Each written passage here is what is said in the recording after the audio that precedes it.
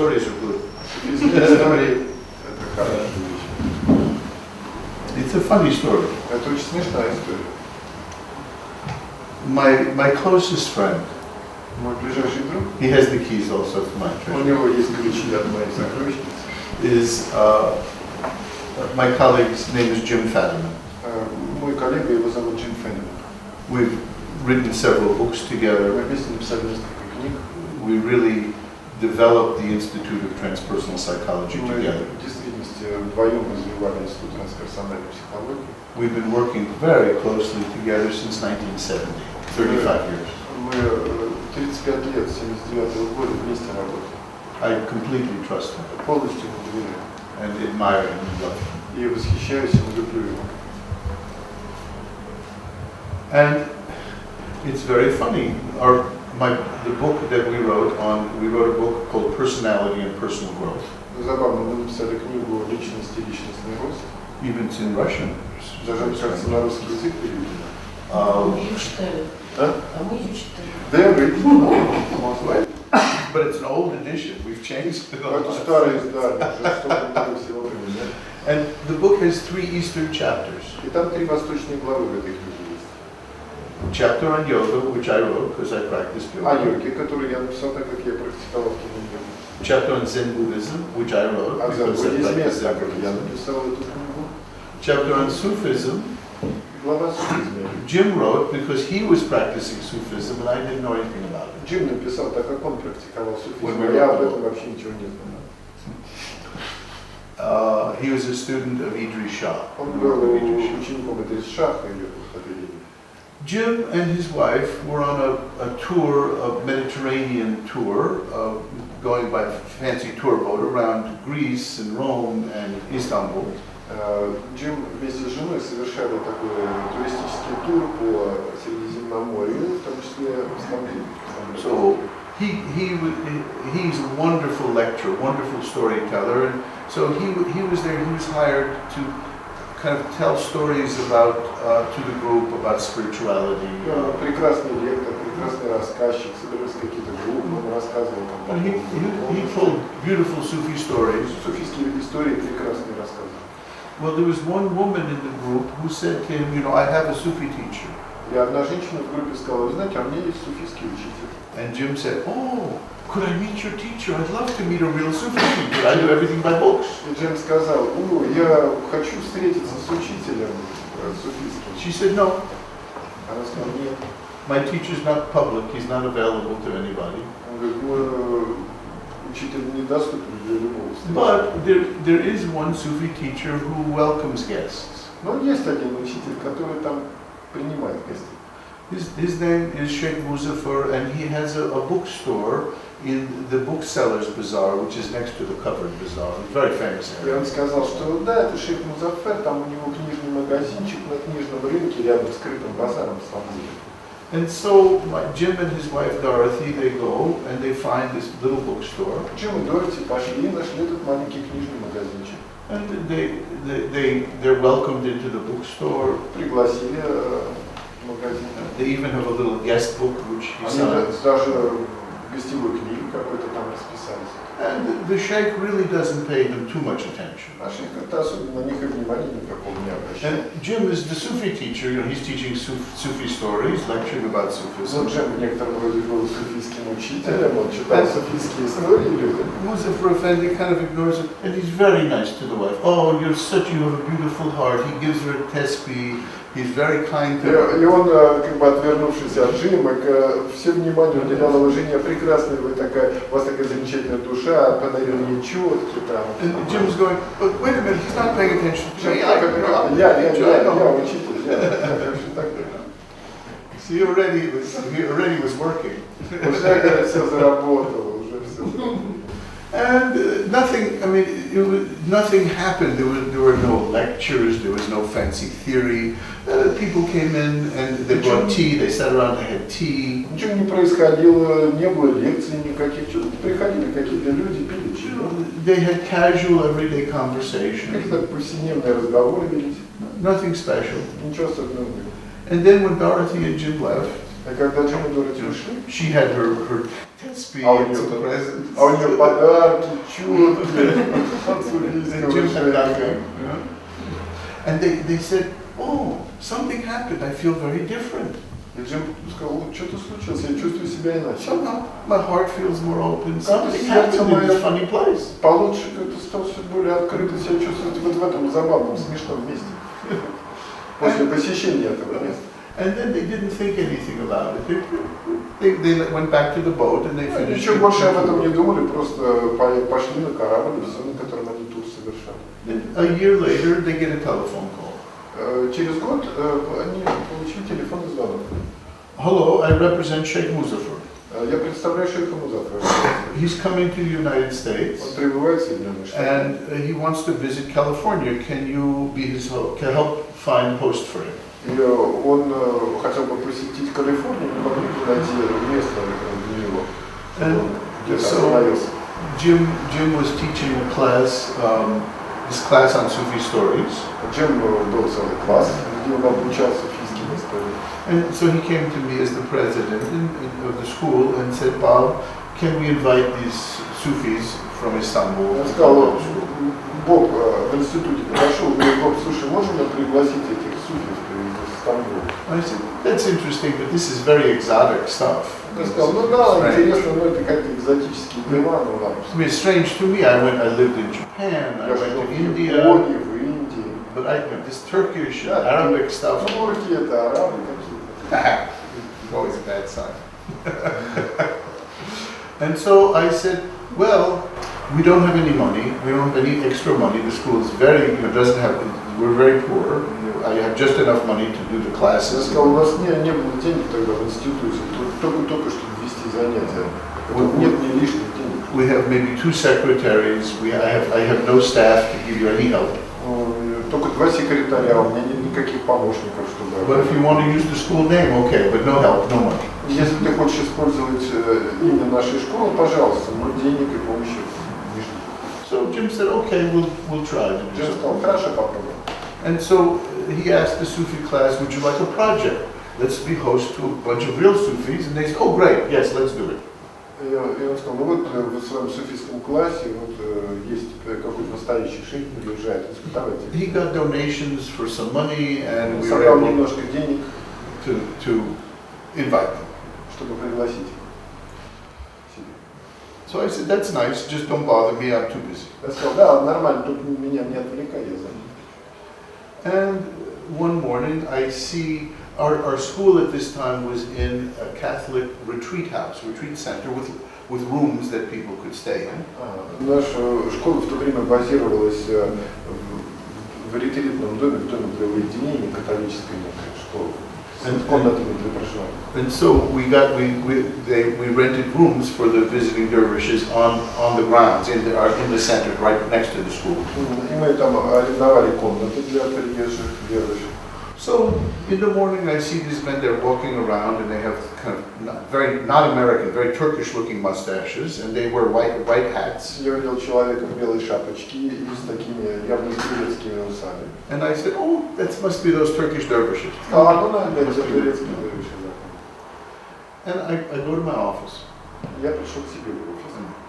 And I leave my office door maybe open this much, Ну так вот, almost closed. вот настолько дверь была чуть приоткрыта.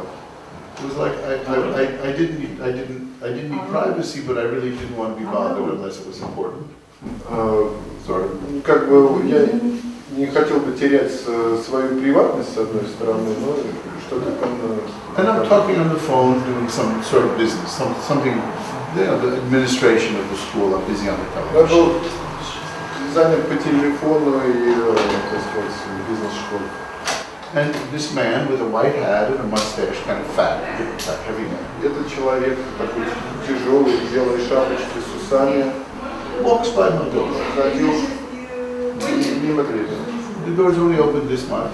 Дверь была чуть-чуть приоткрыта. And he doesn't stop, he just looks in, keeps walking.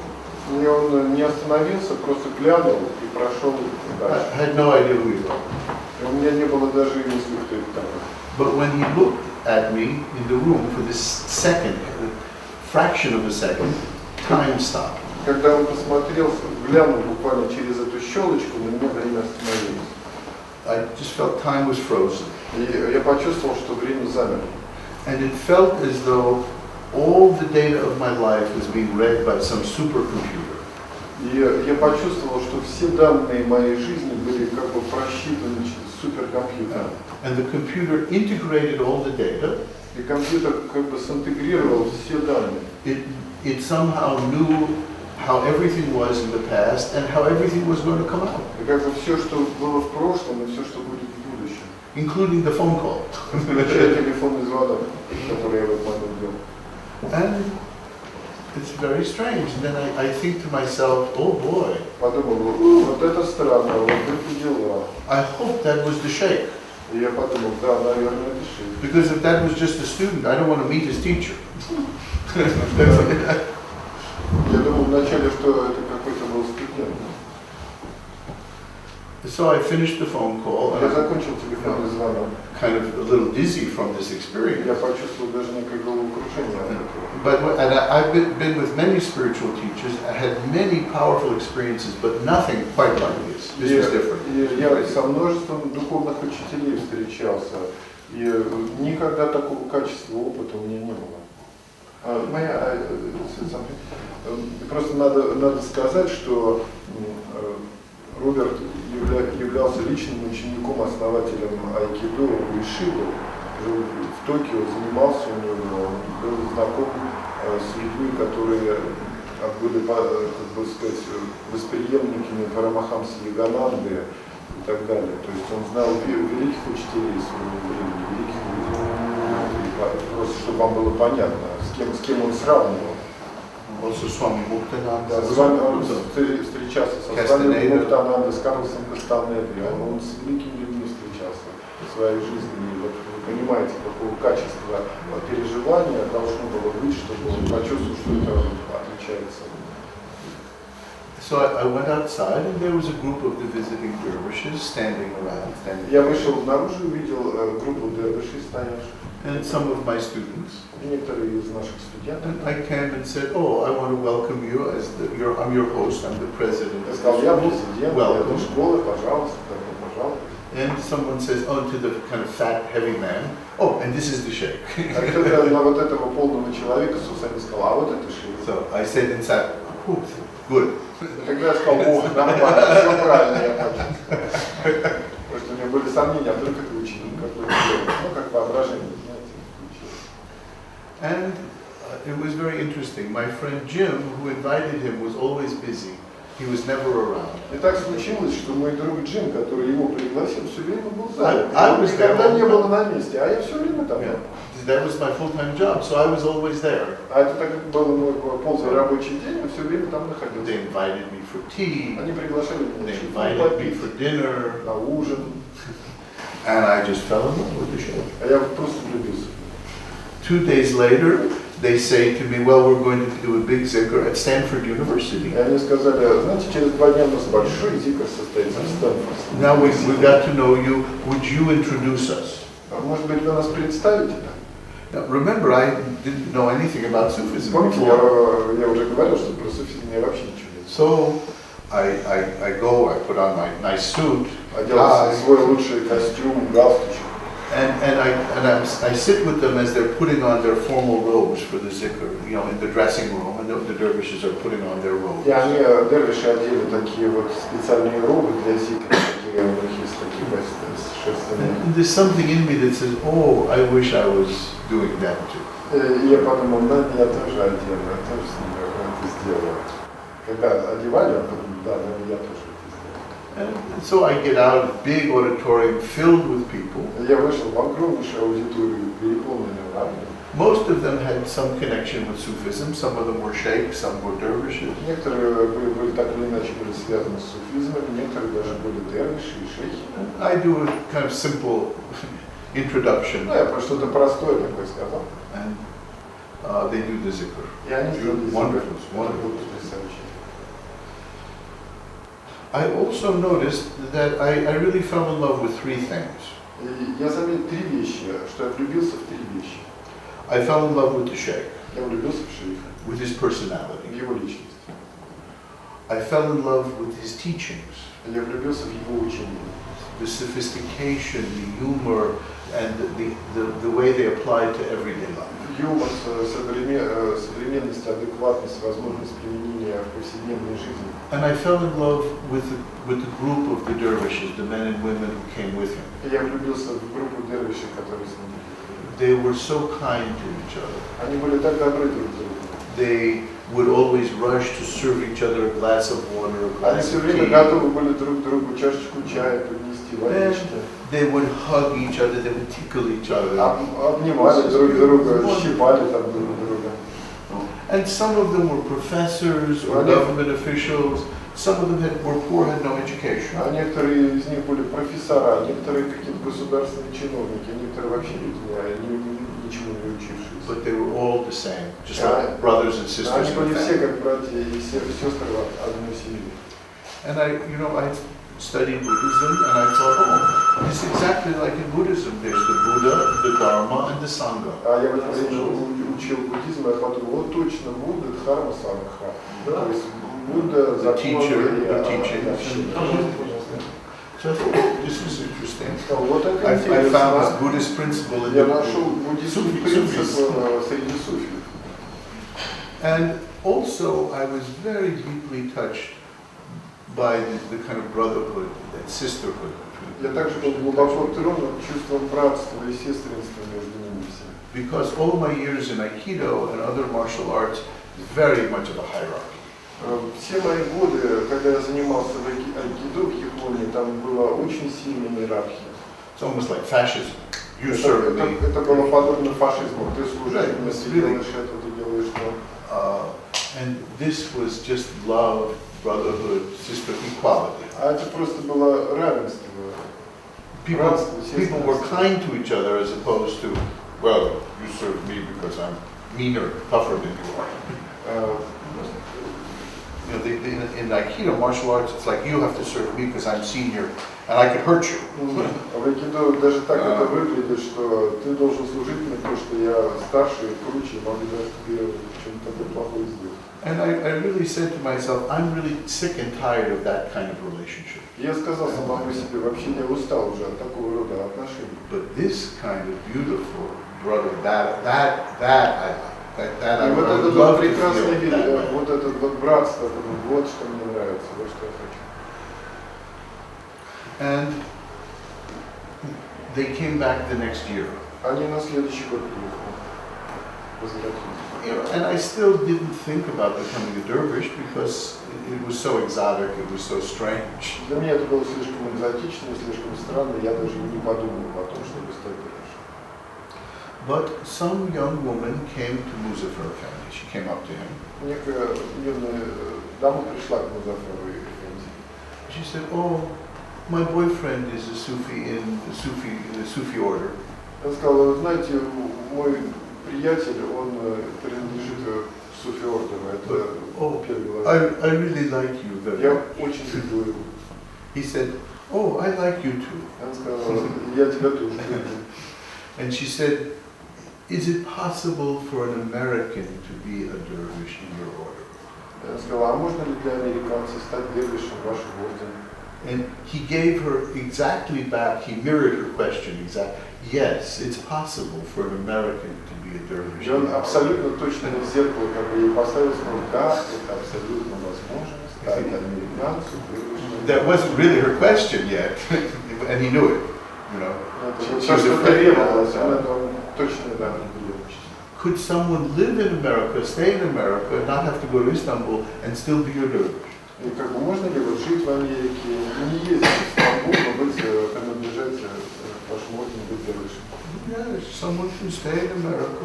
Да, кто-то может жить в Америке, не ездить в Стамбул, и быть дервишем нашего. And then she started crying, И она стала and she said, "Can I be a dervish?" говорить, могу ли я стать вашим дервишем? And she really, really cried, and he put her head on his lap, and he patted her head. И он взял ее за голову и стал ей гладить. And he said, "You're my daughter already. You're my spiritual daughter already." Он сказал, ты уже моя дочь. At this point, I kind of got up very quickly and ran out of the room into my office. И в этот момент я вскочил и убежал в свой офис. And I started crying myself. И он говорит о том, что там в офисе стал плакать. Because as soon as the thought that maybe I could be his dervish, I could be his spiritual son, as soon as that thought came into my mind, I just had to cry. И от мысли, что я сам могу стать дервишем, я стал плакать. And it was different from any crying I had ever done before. И это отличалось от того плача, который я когда-либо до этого испытывал. It wasn't crying because I lost something valuable. Это не был плач, потому что я потерял что-то очень ценное. It was something very deep in me was moved. Это было что-то очень глубокое внутри, что-то очень трогающее. And then for the rest of the day, I would sit in the room and he would teach and tell stories, and every once in a while I would jump up and run into my office and cry. During the afternoon, I would keep jumping up and running out and crying. То есть и на следующий день все сидели в комнате, там какие-то рассказывались истории. Периодически я вскакивал, убегал в свою комнату и плакал.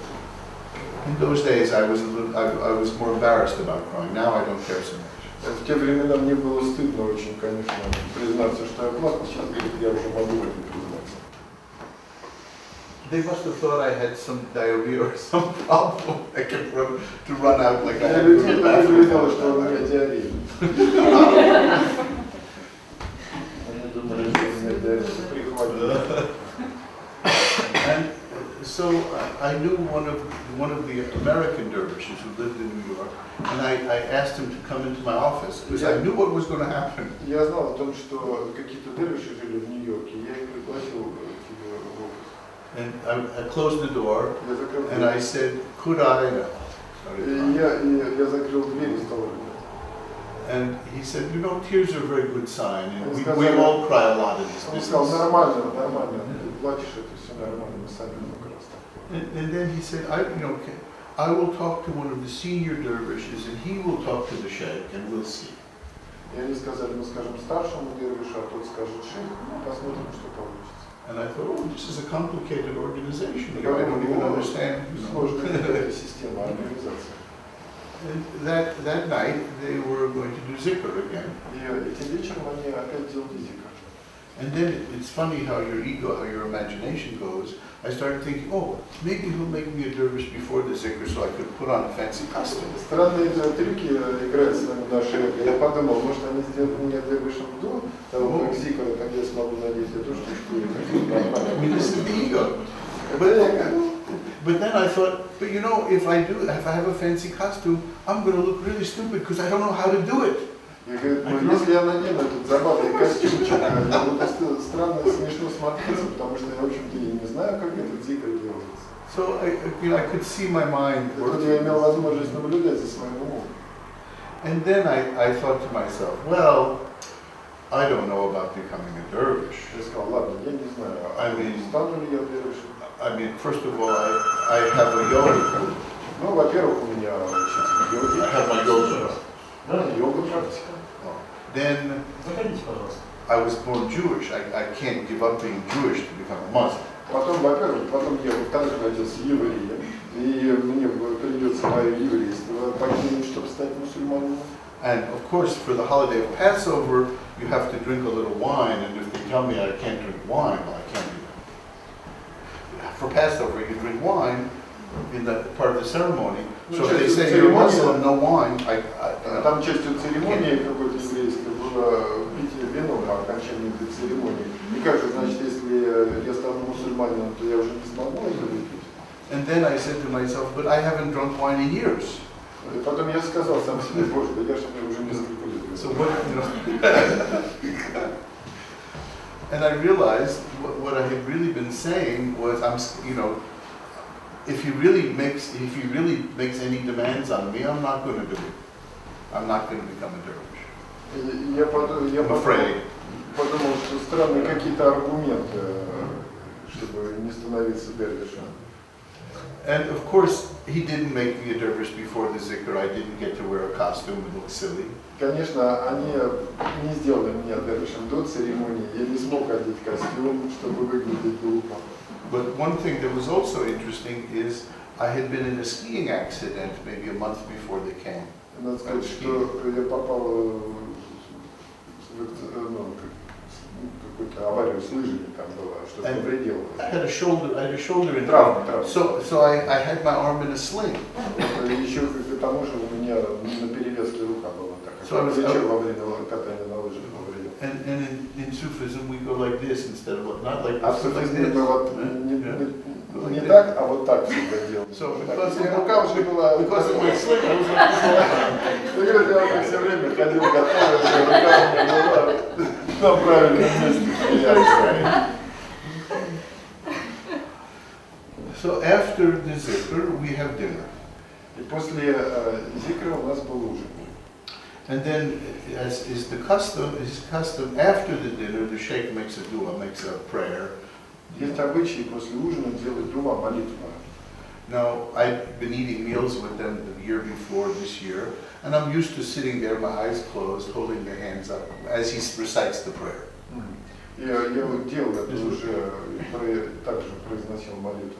But this time, and the prayer is of course in Arabic and Turkish, so I don't understand anything. Вот, но она же была на арабском и на турецком, так что ничего вообще не понимал.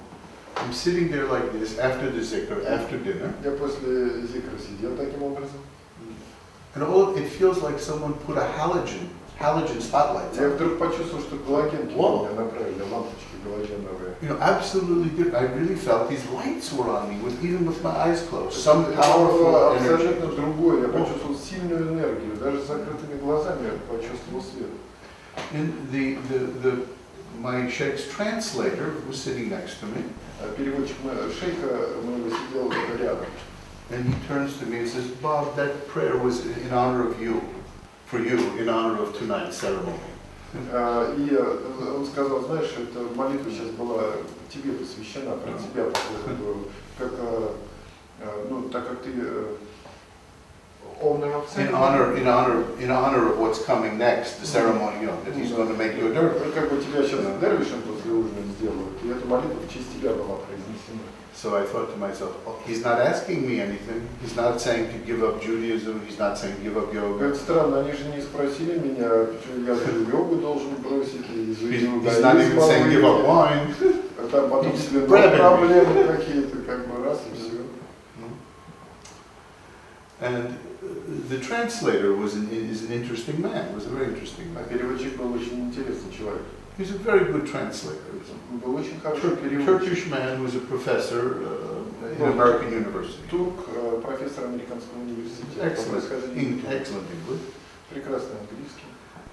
And that the day before there was a problem in the kitchen. За день до этого была какая-то проблема возникла на кухне. My students all had volunteered to make food for the dervishes. И наши студенты помогали добровольно там готовить пищу для студентов. But they were having a little problem who was going to make what. They were arguing about who was in charge of the kitchen, who was going to do what. Главный там на кухне. Well, some of the dervishes came in and some were excellent cooks. You know, marvelous cooks. Кто-то из дервишей был удивительно фантастическим поваром. So they came in and they started helping, making things. Они вошли и стали помогать делать. So then the American students got very upset, like, "Whoa, we're supposed to do this. What are they doing?" И американцы как-то огорчились, как-то, почему это будет делать, мы должны были все делать. And so this man, this professor, the translator, came into the kitchen. И этот человек, переводчик, пошел на кухню, посмотрел вокруг. And gave a little lecture on the ego and service. И дал небольшую лекцию по поводу служения и нашего эго. And he said, "Oh, you know, we all want to serve, but we also want to serve our egos. Мы, понимаете, мы хотим служить, но мы также хотим служить и нашему эго. So I am going to serve." Instead of the sheikh being served, the guest being served, it's important that I do the service. Они даже как бы в отрыве от того, что нужно шейху служить или людям служить, а человек я. So obviously how the ego is the enemy of service. Потому что эго является врагом служения. And really, it was the most beautiful little talk, maybe 5 minutes, 10 minutes. Прекрасный разговор, всего 5 минут. On both service and how the ego works. О служении и о том, как работает эго. So I turned to him and I said, "You're not a translator." Я повернулся к нему и сказал, вы не переводчик. I mean, that was really an amazing little talk. Потому что настолько удивительным был этот небольшой разговор. He said, no, I'm Effendi's translator. Он сказал, нет, я переводчик. Those are his words, he's just not here now. Это он сказал, просто его сейчас здесь нет. And of course, later I found out he was the head sheikh in America. Потом я понял, конечно, и узнал, что он является главным шейхом в Америке. He's been my sheikh now for the last И сейчас 20 years. последние 20 лет он мой шейх. But I love the answer. Tosin. Тойсун Байрак. Yeah. But I'm only a translator. I'm the translator. He's just not here now. Да, я переводчик. Это он сказал, я просто сейчас в данный момент здесь нет. So, they didn't ask me anything. Они не говорили, не спрашивали. They just started the ceremony in Turkish and Arabic. Они начали церемонию на турецком и на арабском. I had no idea what to do. They had to turn my head, la ilaha illallah, whisper to me what to do, what to say. Я поворачивал голову, произносил ла ilaha illallah. Они поворачивали. And then they said, oh, А он не знал, что now делать. you're a dervish. А теперь сказали, вот теперь ты dervish. I didn't know what I was. Я не знаю, кто я был. I'm not sure I know even now. Наверное, и сейчас не учу. Then several other people decided they wanted to be dervishes too. Потом еще несколько человек решили стать дервишами. And you could see in other people, it was like they had fallen in love or they had taken a drug of some kind. Ты видишь людей, которые просто влюбляются, будто они какие-то наркотики. Something like, LSD or something, some powerful. Что-то такое типа ЛСД, это очень сильный психоделик. And we all started comparing notes. Everybody felt an ache in the chest. И мы стали сравнивать наши ощущения и обнаружили какое-то общее сходное чувство в груди. It felt as though being around the sheikh, our hearts were opening, and so the chest was being pushed to open up. Как будто кто-то изнутри толкал грудь, чтобы она открылась, и сердце открывалось. Then we started meeting, because we all liked each other. Everyone that decided to be a dervish, we all really liked each other. We knew each other, most of us. So we started meeting every week. И мы стали встречаться каждую неделю, учить друг друга, делиться опытом. And we would talk about what did we get into, what was it to be a dervish. И мы говорили, а что же такое быть дервишем? But of course nobody knew, so it was just ignorance trying to teach ignorance. It was kind of funny. Мы не знали, невежество пыталось учить невежество. But then little by Tosin Effendi came from New York twice a year, every year, and taught us all day long, all night, into the night, constantly taught us about Sufism. Тойсун Эфенди 2 раза в год приезжал к нам из Нью-Йорка, и в течение дня, целиком с утра до вечера, он учил нас.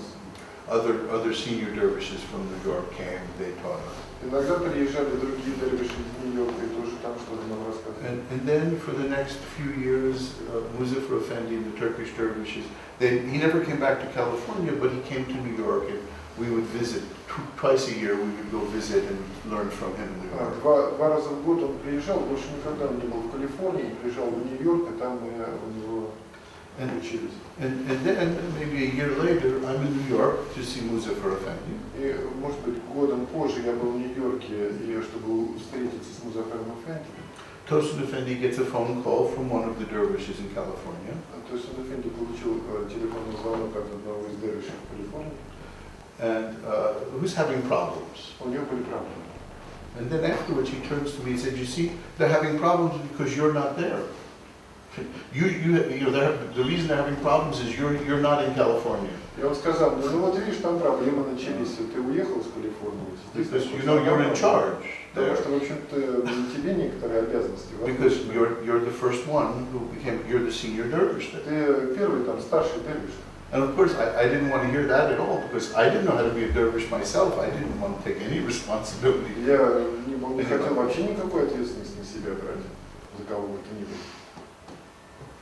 And in fact, that night, when Muzaffar Effendi made me a dervish in the ceremony, he gave me one of his own robes. И в ту ночь, когда он посвятил меня в дервиш, он дал мне свою собственную рубь. And one of the dervishes said, but Effendi, this is too big for him. I mean, it was, you know, it's huge, like a Он huge... очень большой и огромный, высокий человек. И кто-то из дервишей сказал, ну это же великовато, для него будет. And then he said, no, it's okay. He can keep his dervishes under this rope. Он сказал, не, нормально, он там под ней других сможет дервишей. No, I was only a dervish at this point for maybe 2 minutes. А я в тот момент был 2 минуты. And he already said I was going to have dervishes. А он уже тогда сказал, что You будет. see, he saw how it was all going to come out. Он видел, как все это происходит. So, that's a little of the history. Вот немножечко истории. Any other questions?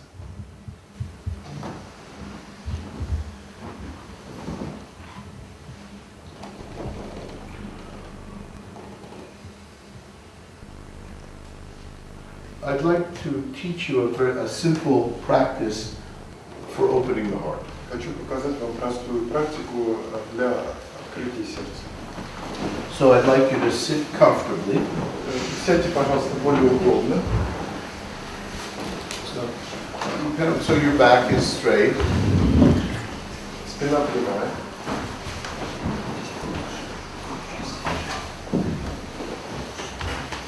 Не мешает. Наоборот. Close your eyes. Закройте глаза. Just become aware of your breath, of the breath coming in and going out. Просто осознайте дыхание, которое входит и выходит. Relax your neck and shoulders. Расслабьте шею и плечи.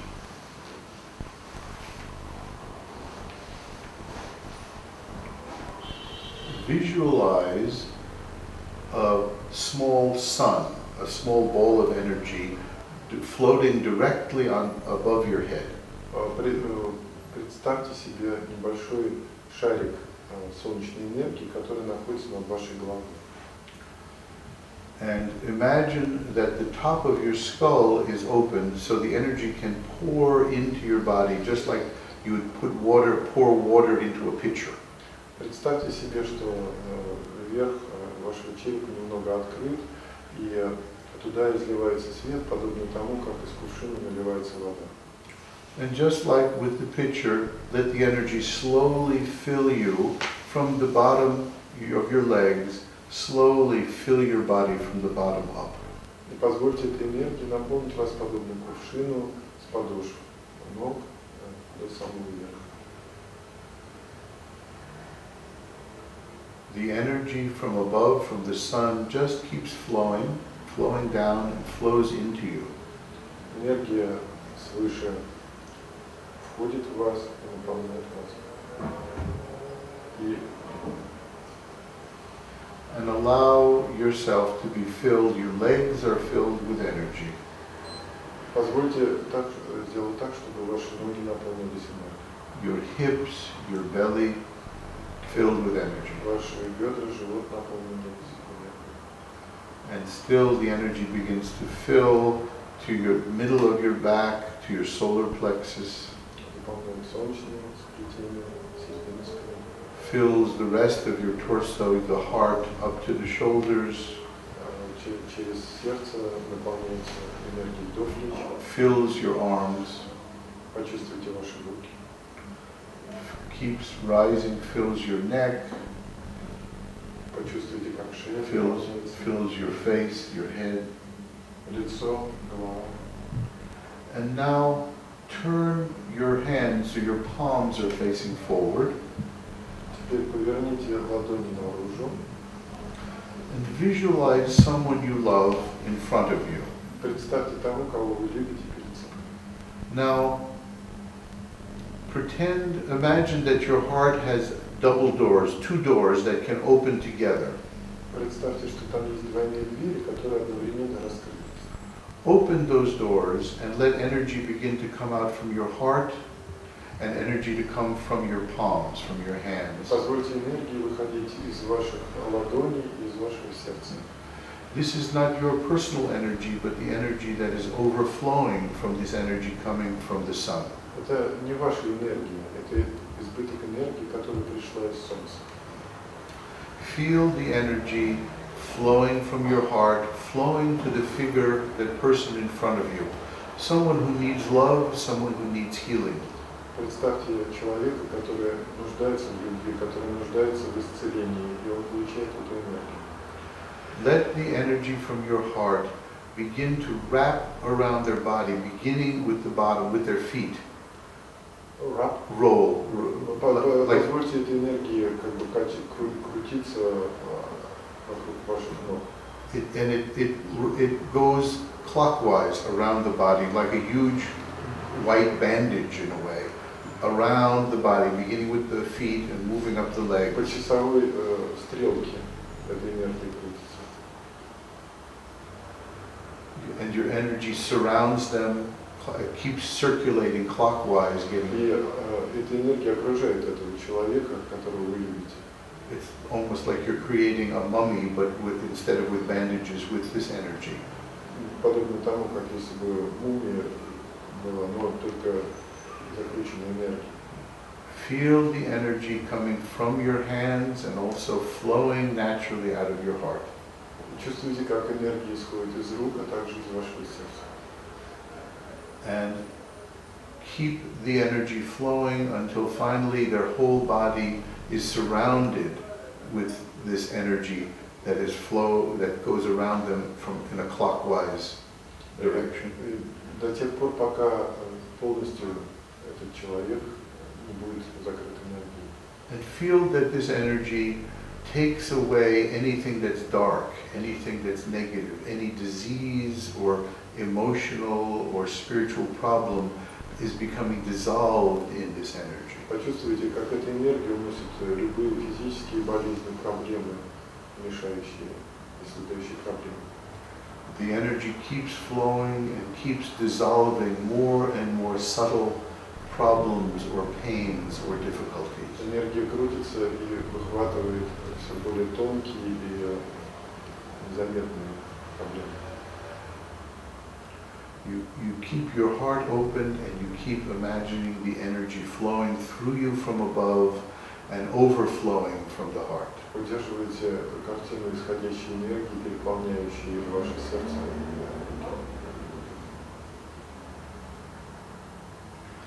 And when you feel that any darkness, any difficulty has finally been dissolved, Вы чувствуете, что какие-то проблемы или сложности просто растворяются.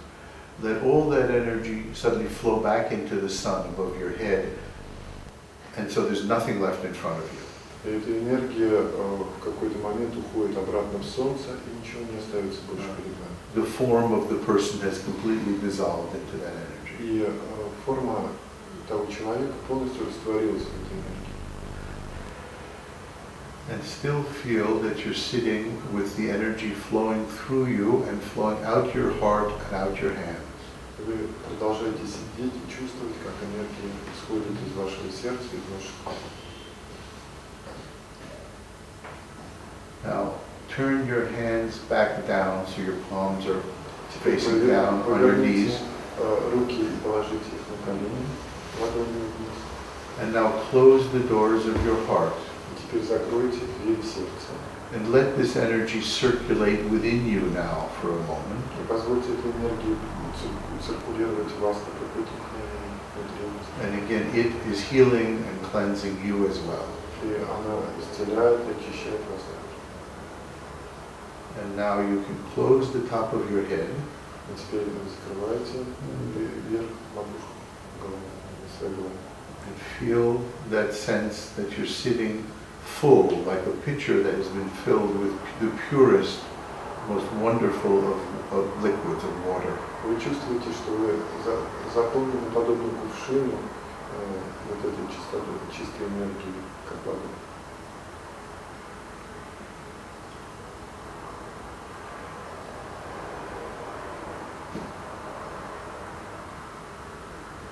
And slowly let your eyes open and come back into the room.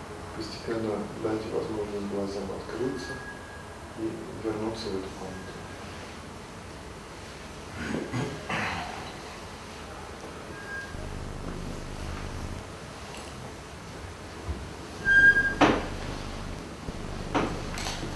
With practice, we can learn to keep our hearts open and send energy to people all the time. С этой практикой мы можем научиться открывать сердце и посылать энергию людям в любое время. It's almost as though there are two conversations that go on with someone else. Два вида разговора происходят между кем бы то ни было. There's the conversation of the mouth with the head involved, Разговор ртов и умов, and then there's a conversation from the heart to the heart. а есть разговор сердца с сердцем. And if you can keep this conversation going in a way that will help heal the heart of the other person, И когда второго рода разговор происходит, это помогает исцелить сердце. and from this heart conversation, you'll be inspired to say the right И things. когда правильный разговор сердец происходит, он будет вдохновлять правильный разговор, который мы ведем в нашем In Sufism,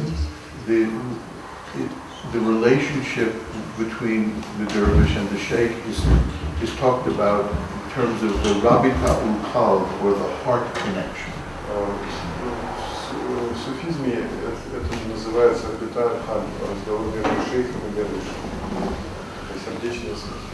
And this is a practice, if you begin to make it your own practice, to make this a habit, you can establish this rabita ul-qalb, this heart connection with everyone. Если вы сможете заниматься этим как личной практикой, со временем вы сможете вот эту вот орбиту аль-каль практиковать, когда это можно с кем-нибудь. For those of you who are therapists, for example, this will help tremendously in working with someone in therapy or counseling. Если вы терапевт, то эта энергия в огромном смысле помогает во время консультирования. How many people here are in counseling or Кто therapy of some sort? делает консультационную терапию, консультирование? One thing you'll find is if you can keep your heart connection, that opens their heart, and even if they don't want to hear it, they're open to truth, the other person. И если таким образом, устанавливая связь, вы открываете, вам будет открываться истина, что происходит с человеком, даже если вы это как бы не осознаете. We often kind of shut down and don't listen when we're having difficulties. Часто мы закрываемся и даже не слышим того, кого But this heart connection keeps the person open. Но вот эта сердечная связь, она держит человека открытым. It really does work. Это действительно работает. Now, if this was years ago, I would probably take at least 5 years before I taught you this. It's true. At least a couple of years, you wouldn't learn this right away, this practice. Эта практика, конечно, несколько лет человек осваивает. But, today, Сказал, что если бы это было 5 лет назад или хотя бы пару лет назад, то эту практику он бы показал через какое-то долгое время. these things often were taught after a long period of time.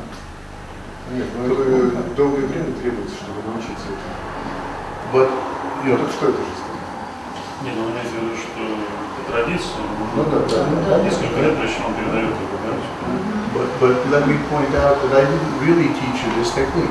Позвольте, я сделал замечание, что я в действительности не учил вас этой технике. What I did was I gave you the tools by which you can learn this technique for yourself. Я просто дал вам инструменты, при помощи которых вы сами можете этой технике научиться. You can only learn it through practice. А научиться ей можно только практикуя. For example, if this was music and I taught you to play a simple C scale on the piano, Например, если в музыке я вам покажу простые дома на фортепиано, it doesn't mean you learned how to play the scale. It takes, it takes Всё равно days, weeks, years of practice to know how to play the scale. дни, недели, месяцы, чтобы научиться играть эти ноты. So in a way, it's exactly like that. Это точно так же и здесь. You have the responsibility to learn it. Ответственность на вас в том, чтобы научиться этому. The dynamics, the system is a little different because in the old days, the teacher would prepare you, so by the time you were taught this, you were really ready. В старые времена система предполагала, что человека готовили и передавали ему технику в тот момент, когда он уже был готов. But that's when people, of course, lived with their teacher for years. Потому что в те времена ученики жили с учителями годами. And believe me, you don't want to come to America, and my house isn't big enough for everybody to stay with me, so we're not going to do the old system. Знаете, в Америке можете приехать ко мне домой, дом большой, там нужно по старой системе. So, and I learned this from some of my old teachers too. They said exactly what I'm saying, which is, it would have taken years to even be introduced to this technique. I'm teaching it now, but you need to know that it's not yours yet. It's really not yours. You have to practice it and own it for yourself. Один из учителей, который научил его этой технике, он сказал, что я тебе показываю, и ты должен научиться это практиковать. We did a formal visualization. You can do it more simply. Мы можем сделать это более просто. Just think of your heart as though it itself is a little sun. Подумайте, что здесь в вашем я маленькое солнце. Just send light to the sun that is the heart in everybody else. Посылать просто этот свет солнечный, солнце каждого человека. And if you keep doing this, if you make this a habit, you'll get better and better at it. Если вы сможете научиться этому, то вы будете делать это лучше и лучше. Если это станет вашей привычкой. So it's important that you think that this energy is flowing through you, not that you're pushing your own energy out, your personal Важно energy. понимать, что вы не выталкиваете свою собственную энергию, а вы позволяете энергии проходить через вас. Because if you have the unconscious image that I'm sending my energy to someone else, Если вы бессознательно имеете представление о том, что я посылаю собственную энергию кому-то ни было, you're going to unconsciously get yourself exhausted. в конце концов вы сами себя истощите. But if you think of yourself as a channel through which energy flows, Но если видите себя каналом, через который проходит, then that energy never gets exhausted. тогда энергия никогда не заканчивается. It's a mistake, at least in America, many people who do healing, that if they think it's theirs, their energy, they're the source of the healing, they get sick and they get exhausted. В Америке очень часто ошибка люди думают, что они речь дают свою собственную энергию, и через это они сами заболевают и теряют энергию. But if they think that they're like a channel that the energy flows through, then the channel doesn't get tired.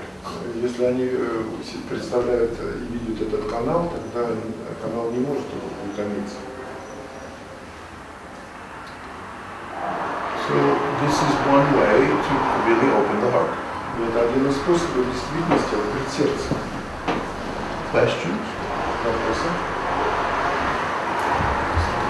Скажите, пожалуйста, что стало с вашей практикой кундалини-йоги, да, и как сейчас у вас взаимоотношения с иудаистской религией, да, то есть отправляете ли вы какие-то процедуры, да, вот, молитвы?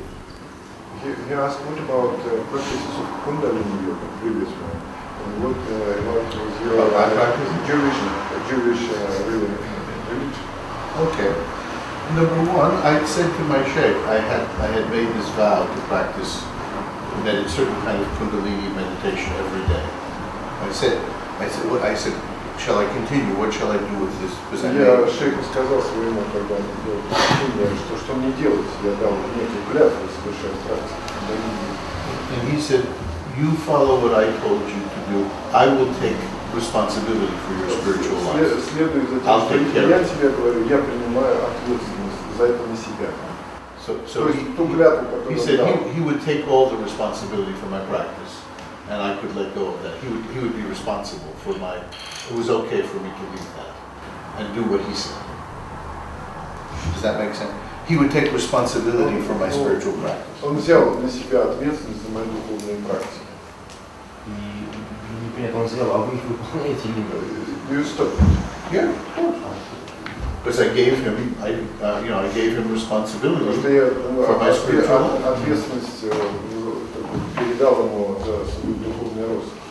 It's a little like going to a doctor. If you go to a doctor and say, I like you very much, give me new medicine, but I'm going to keep taking the old medicine. Как пойти к врачу другому и сказать, да, я очень вас обожаю, дайте мне лекарства, но я буду еще продолжать те старенькие тоже. Really like that. Now what's interesting is I found that in my own research and practice, that the Sufi tradition brings energy up and into the heart. Я заметил из своего личного опыта, что в суфизме энергия поднимается вверх, а потом опускается в сердце. My first Kundalini practice was classical, where the energy, I moved up and down the spine. Моя первая практика кундалини состояла в том, что я энергию поднимал вверх и вниз по спине.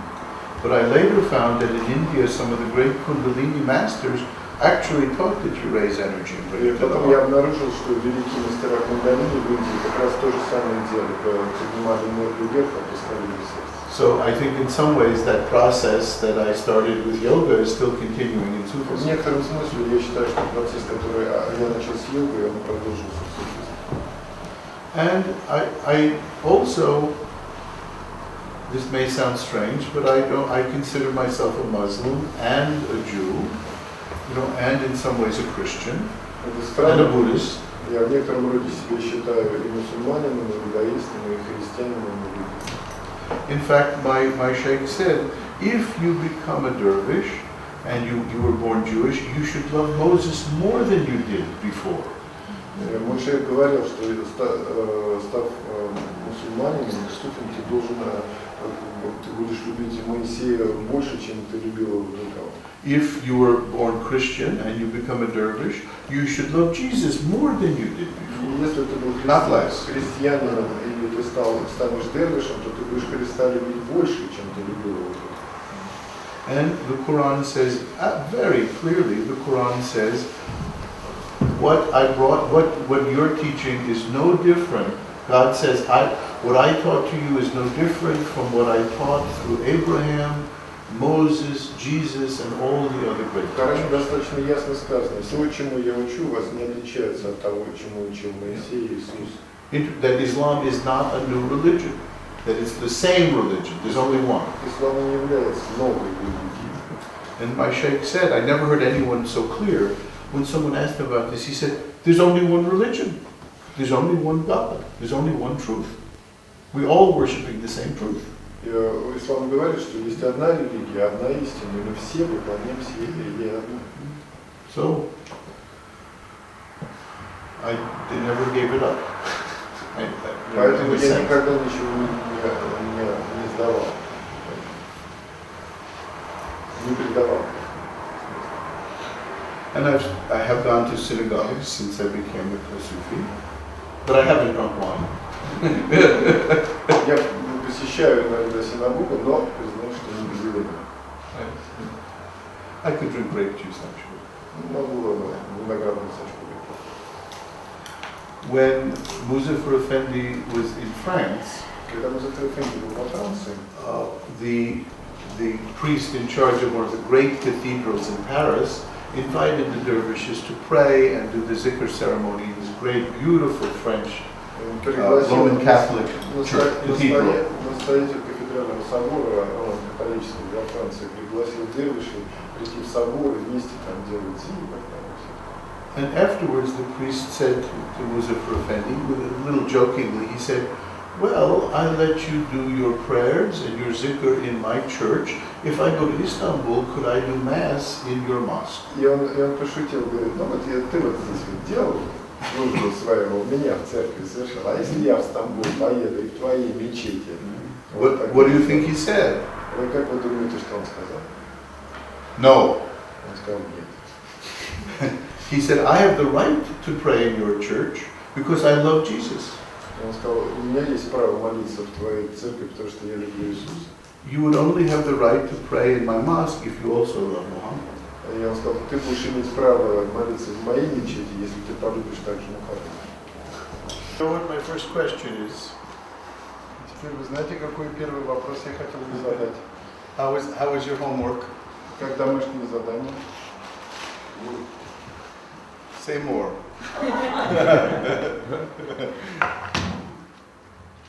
Говори тоже. No, please. Ну что,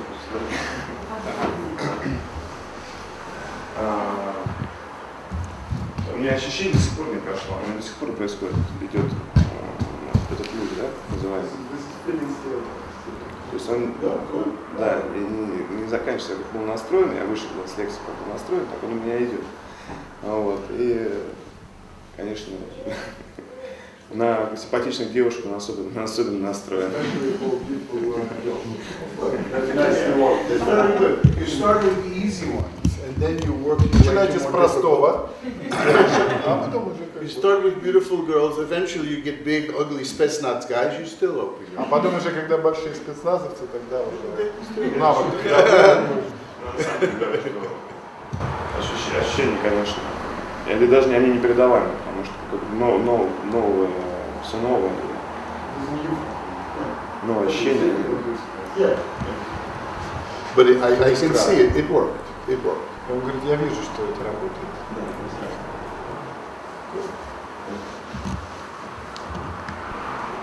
Okay. Who else? Еще кто-то? Хочет рассказать?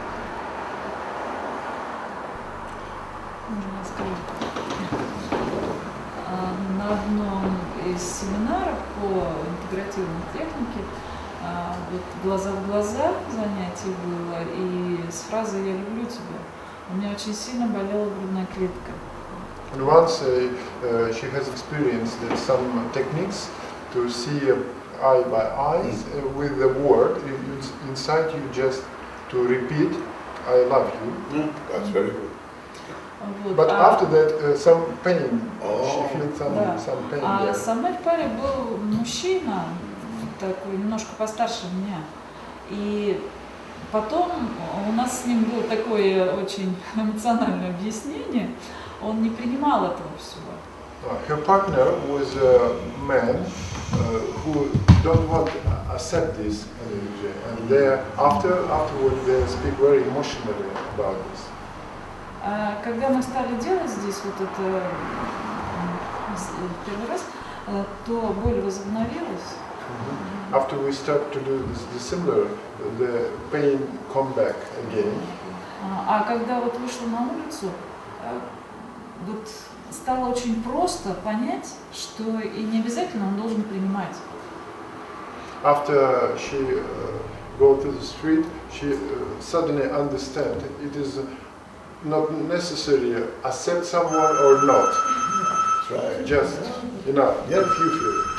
Absolutely. Yes. Right. Абсолютно точно. Да. No. That's very good. Thank you. Очень хорошо, спасибо. One, you don't tell people that you're doing this. You just do it. Вы не говорите людям, что вы это делаете, просто делаете. Because if I say, oh, I'm opening my heart to you, then I'm expecting you to open your heart back to me. I'm doing business now. Если сказать, ой, я открыл тебе сердце по отношению к тебе, к какому-то человеку, это получается как будто какой-то бизнес. Там, я тебе открыл, а ты мне там должен открыть. This isn't business. Это не бизнес. You open your heart and please God, people feel something from you, but you don't tell them that you're doing it. Пусть люди лучше чувствуют что-то от вас, вы не говорите им об этом. And the best thing is if you do this, and without you saying, someone says, oh, I feel something. И когда вы делаете это не говоря, люди вдруг иногда могут сказать, вы знаете, я что-то почувствовал. Also, if you do this kind of exercise, I would suggest a change in the words. Упражнение я посоветовал бы вам поменять слова немножко. Instead of saying, I love you, Вместо того, чтобы говорить, я люблю тебя, you say, I like you. сказать, ты мне нравишься. Но it is in Russia it is Oh, you not can't not say, oh. by, I like you. Я подобен тебе, ты мне Okay, well, it's нравишься, a я language люблю problem. тебя в русском языке, но я как ты. Мы с тобой одной крови. Да, мы с тобой одной крови. There's different levels of love. There's love and there's love. Есть различные уровни любви, есть любовь, есть любовь. So it should be less dramatic, quieter. Профессор Козлов I называет care for you. радостность. I feel compassion for you. I Пусть care. это будет не так драматично, как любовь, но просто сострадание на уровне сострадания. Because love is very confusing. Потому что The word even. слово любовь, оно смущает иногда. And especially with a man and a woman, when you say I love you, there's always something like the sex always gets involved. Когда мужчина и женщина говорят, я люблю тебя, тут что-то такое сексуальное под этим есть, интимное. So it's better to use some other. Лучше использовать немножко другое. I have a question. I want to ask you about happiness and unhappiness and contentment and how to be content, how to be happy in our very difficult condition in our world. Я переведу. Я спрашиваю шейха о довольстве и благодарности, как быть счастливым в этом трудном, тяжелом мире сейчас. Your ego, your nefs, always wants more than you have. Ваше эго и ваш нафс всегда хотят больше того, что вы можете получить. They did an interesting survey in America. They asked people, wealthy people, medium income, low income, what would it take for you to feel more secure financially? Когда в Америке спрашивают людей разного уровня заработка, высокого, среднего, низкого, сколько бы вы хотели получить, чтобы чувствовать себя в безопасности? Everybody said, wealthy, very wealthy, wealthy, poor. Everyone said, oh, I need 10% more than I have. И все богатые, средние и бедные говорят, ну бы еще бы 10% к тому, что я имею. If I have $1 million, I want $1,100,000. Если у меня миллион, я хотел бы 1,100,000. If I have 100,000, I want 110,000. Если 100 тысяч, хотел бы 100 тысяч. Always more. Всегда больше. Всегда больше. My good friend, I mentioned my good friend Jim Fadiman, has a wonderful story. This happened to him. Я расскажу историю про своего друга Джона Федмана, о котором мы уже говорили, историю, которая с ним произошла. I mentioned Jim is an excellent, wonderful lecturer, wonderful teacher. Я уже говорил, что Джим прекрасный, удивительный учитель. And he was invited to give a lecture to teach some psychology to an organization called the Young Presidents Association. Его часто зовут читать лекции в ассоциации молодых президентов, есть такая в Америке организация. This was an organization of very successful younger men. They were all men and women who were 40 years old or less, and all of them owned or ran a business worth more than $1 million. В эту организацию входят люди, которым до 40 лет, но бизнес которых, по крайней мере, превышает $1 миллион. So they found they didn't have any, usually they couldn't find people to talk to. People at the same level in business were 60 years old, much older. People their age was much lower in the business, didn't own a big business. Очень часто им трудно найти ровню, потому что люди, имеющие такого уровня заработки, они, как правило, там по 60 лет, а люди их возраста значительно по деньгам ниже находятся. So they found each other. They made an organization for very wealthy young businessmen, everybody under 40. Они находят друг друга и создали такую организацию людям до 40 лет, вот таким вот успешным, богатым людям. Jim was friends with one of the men, and he was going to give a lecture in Santa Barbara, which is a small town near Los Angeles in California. Yeah.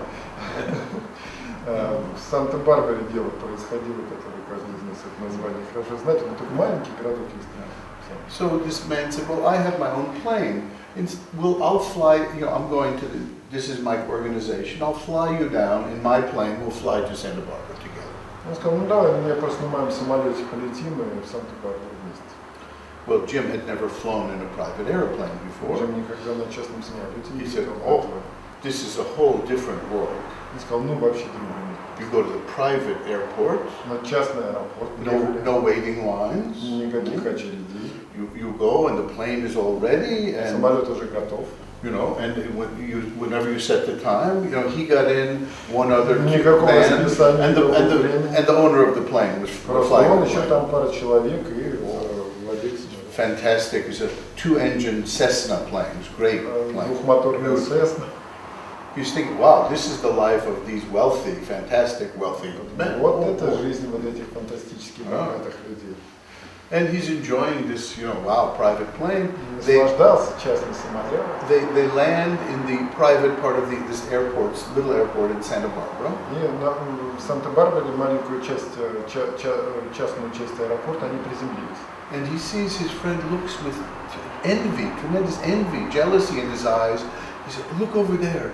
That's a Learjet owned by one of the Rockefellers. That's what I wish I had a plane like that. И он увидел жадность и зависть в глазах этого приятеля, который привез его на самолете. Говорит, смотри, смотри, там джет стоит, Рокфеллер принадлежит. Вот такой бы я хотел. So I realized you will always, your nefs, your ego always wants more. И в тот момент, говорит, я понял, что ваше эго, ваш нафс всегда хочет больше. See, if you had $1 million and had your own plane, you'd want to have $10 million and have your own jet plane. Если у вас есть миллион и личный самолет, то вам будет хотеться иметь 10 миллионов и реактивный личный самолет. I was in a movie, I was interviewed in a movie recently. The movie was about happiness. It was a documentary film called The Serious Business of Happiness. Недавно мне снимали фильм, который называется «Серьезный бизнес счастья» или «Важный бизнес счастья», и он давал там интервью. And this young man went to many different teachers asking, what about happiness? What should I do to be happy? Автор этого фильма спрашивал у многих различных учителей, что такое счастье. And so they wanted me to be the Sufi teacher in the film. Ну, они в данном случае меня как суфийского учителя. And really, I didn't know what I was going to say. I didn't prepare. Я не знал вообще, что сказать, и был не готов. And really, as he asked me, they were filming, much bigger camera than this. I mean, it's huge. Они Hollywood снимали camera. меня значительно больше камеры, чем это. Это самое последнее, может This быть. is Вас много. No, bravo. You see, it still works. We want more. Люди говорят, все еще работает, мы хотим больше. Я бы хотел побольше. And I really said to him, I said, you know, if you want happiness, you have to deal with the enemy of happiness inside you, which is your ego. И было сказано, что если вы хотите иметь дело со счастьем, вы должны иметь дело с врагами счастья, которые внутри вас находятся, это эго. Because unless you work on your ego, you will never have enough. You will never have enough money, you will never have enough success, you will never have a big enough home. You will always want more and be jealous of people who have it. До тех пор, пока вы не сможете победить свое эго, все время будет жадность, вы все время будете иметь зависть и хотеть больше, еще больше. One of my teachers said this. He said, it's very simple. If you look at people who have more than you, you'll always be unhappy. И один из моих учителей сказал, если вы смотрите на людей, которые всегда богаче и выше вас, вы всегда будете несчастны. Instead, look at people who have less than you and be grateful. Посмотрите на людей, которые беднее вас, и будьте благодарны за то, что вы имеете. Look on the street. There are many people who have less money than we do out there. Посмотрите на улицу, есть огромное число бедных людей, у которых меньше денег, чем у вас. And if you can't find someone who has less than you, I'll give you a simple solution. Если вы найдете человека, который проще, у него меньше, чем у вас, простое решение могу вам предложить. It's very easy. Go to any hospital. Не сможете найти, то пойдите в любую больницу. And you look at the people there in the hospital. Посмотрите на людей, которые в больнице лежат. And think, oh, I have my health. Вы подумайте, боже, у меня здоровье есть. How much is that worth? А сколько это стоит? So that's one solution is to remember we always want more, and we're not grateful for what we have. У нас одно из решений этого будет то, чтобы понимать, что мы хотим всегда большего и не благодарны за то, что у нас есть сейчас. So we really have to be conscious to be grateful for the gifts we have. То есть мы должны осознавать и быть благодарны за те дары, которые у нас есть. Gratitude. Благодарность. My Sheikh Muzaffar used to always tell us about gratitude. Шейх Музафар все время говорил о благодарности. He used to say, "You're all millionaires, but you don't know it." Он говорит, все вы миллионеры, вы просто не понимаете этого. Do you feel like a millionaire? Вы чувствуете себя как миллионер? You? Нет. Well, how much for one eye? If I offered $500,000 Сколько for глаз this eye, стоит? would Вот я you тебе sell 5 me? миллионов сейчас за глаз предложу, продашь мне? How about $1 million for two eyes? А там 10 миллионов за 2 глаза продашь? How about fingernails? Как насчет I пальчиков? take a pliers, and just even we take fingernails for granted. Imagine if we had no fingernails. Представьте, если How hard it would be. ногтей нет на You пальце. couldn't play piano, you couldn't play guitar. Нет кончиков пальцев. Hard to cook, hard to do Ничего anything. готовить не сможем, ничего не сможем. Fingernails. If someone came from America with the most fancy new hat, a great fancy chapeau for ladies, or a cowboy hat for the men, imported from America, best quality. Кто-то прибыл в Нью-Йорк. No, let's say I came here and offered you a fancy cowboy hat, Вот если я a fancy hat приеду for the в ladies, прекрасные beautiful, ковбойские beautiful hat. шапки, The best. которые лучшие. Stetson. Stetson в Америке очень круто. Stetson. Would you be grateful? Would you be grateful? Wouldn't you be grateful that someone came from America to give you a beautiful hat? Будете ли вы благодарны за то, что кто-то приехал из Америки и шапку вам подарил? How about being grateful for the one who gave you the head to put the hat on? За шапку да, а как насчет головы? Благодарность тому, кто вам подарил голову. Shouldn't we be happy that we have a head, that we can breathe, that we're healthy, we can eat? Почему бы нам не быть счастливым за то, что мы кушать можем? How many thousands of people are in hospital beds with a tube in their arm? Знаете, тысячи людей в больницах Because лежат, they которые can't через eat. трубку They питаются, can't eat food. потому что они кушать не могут.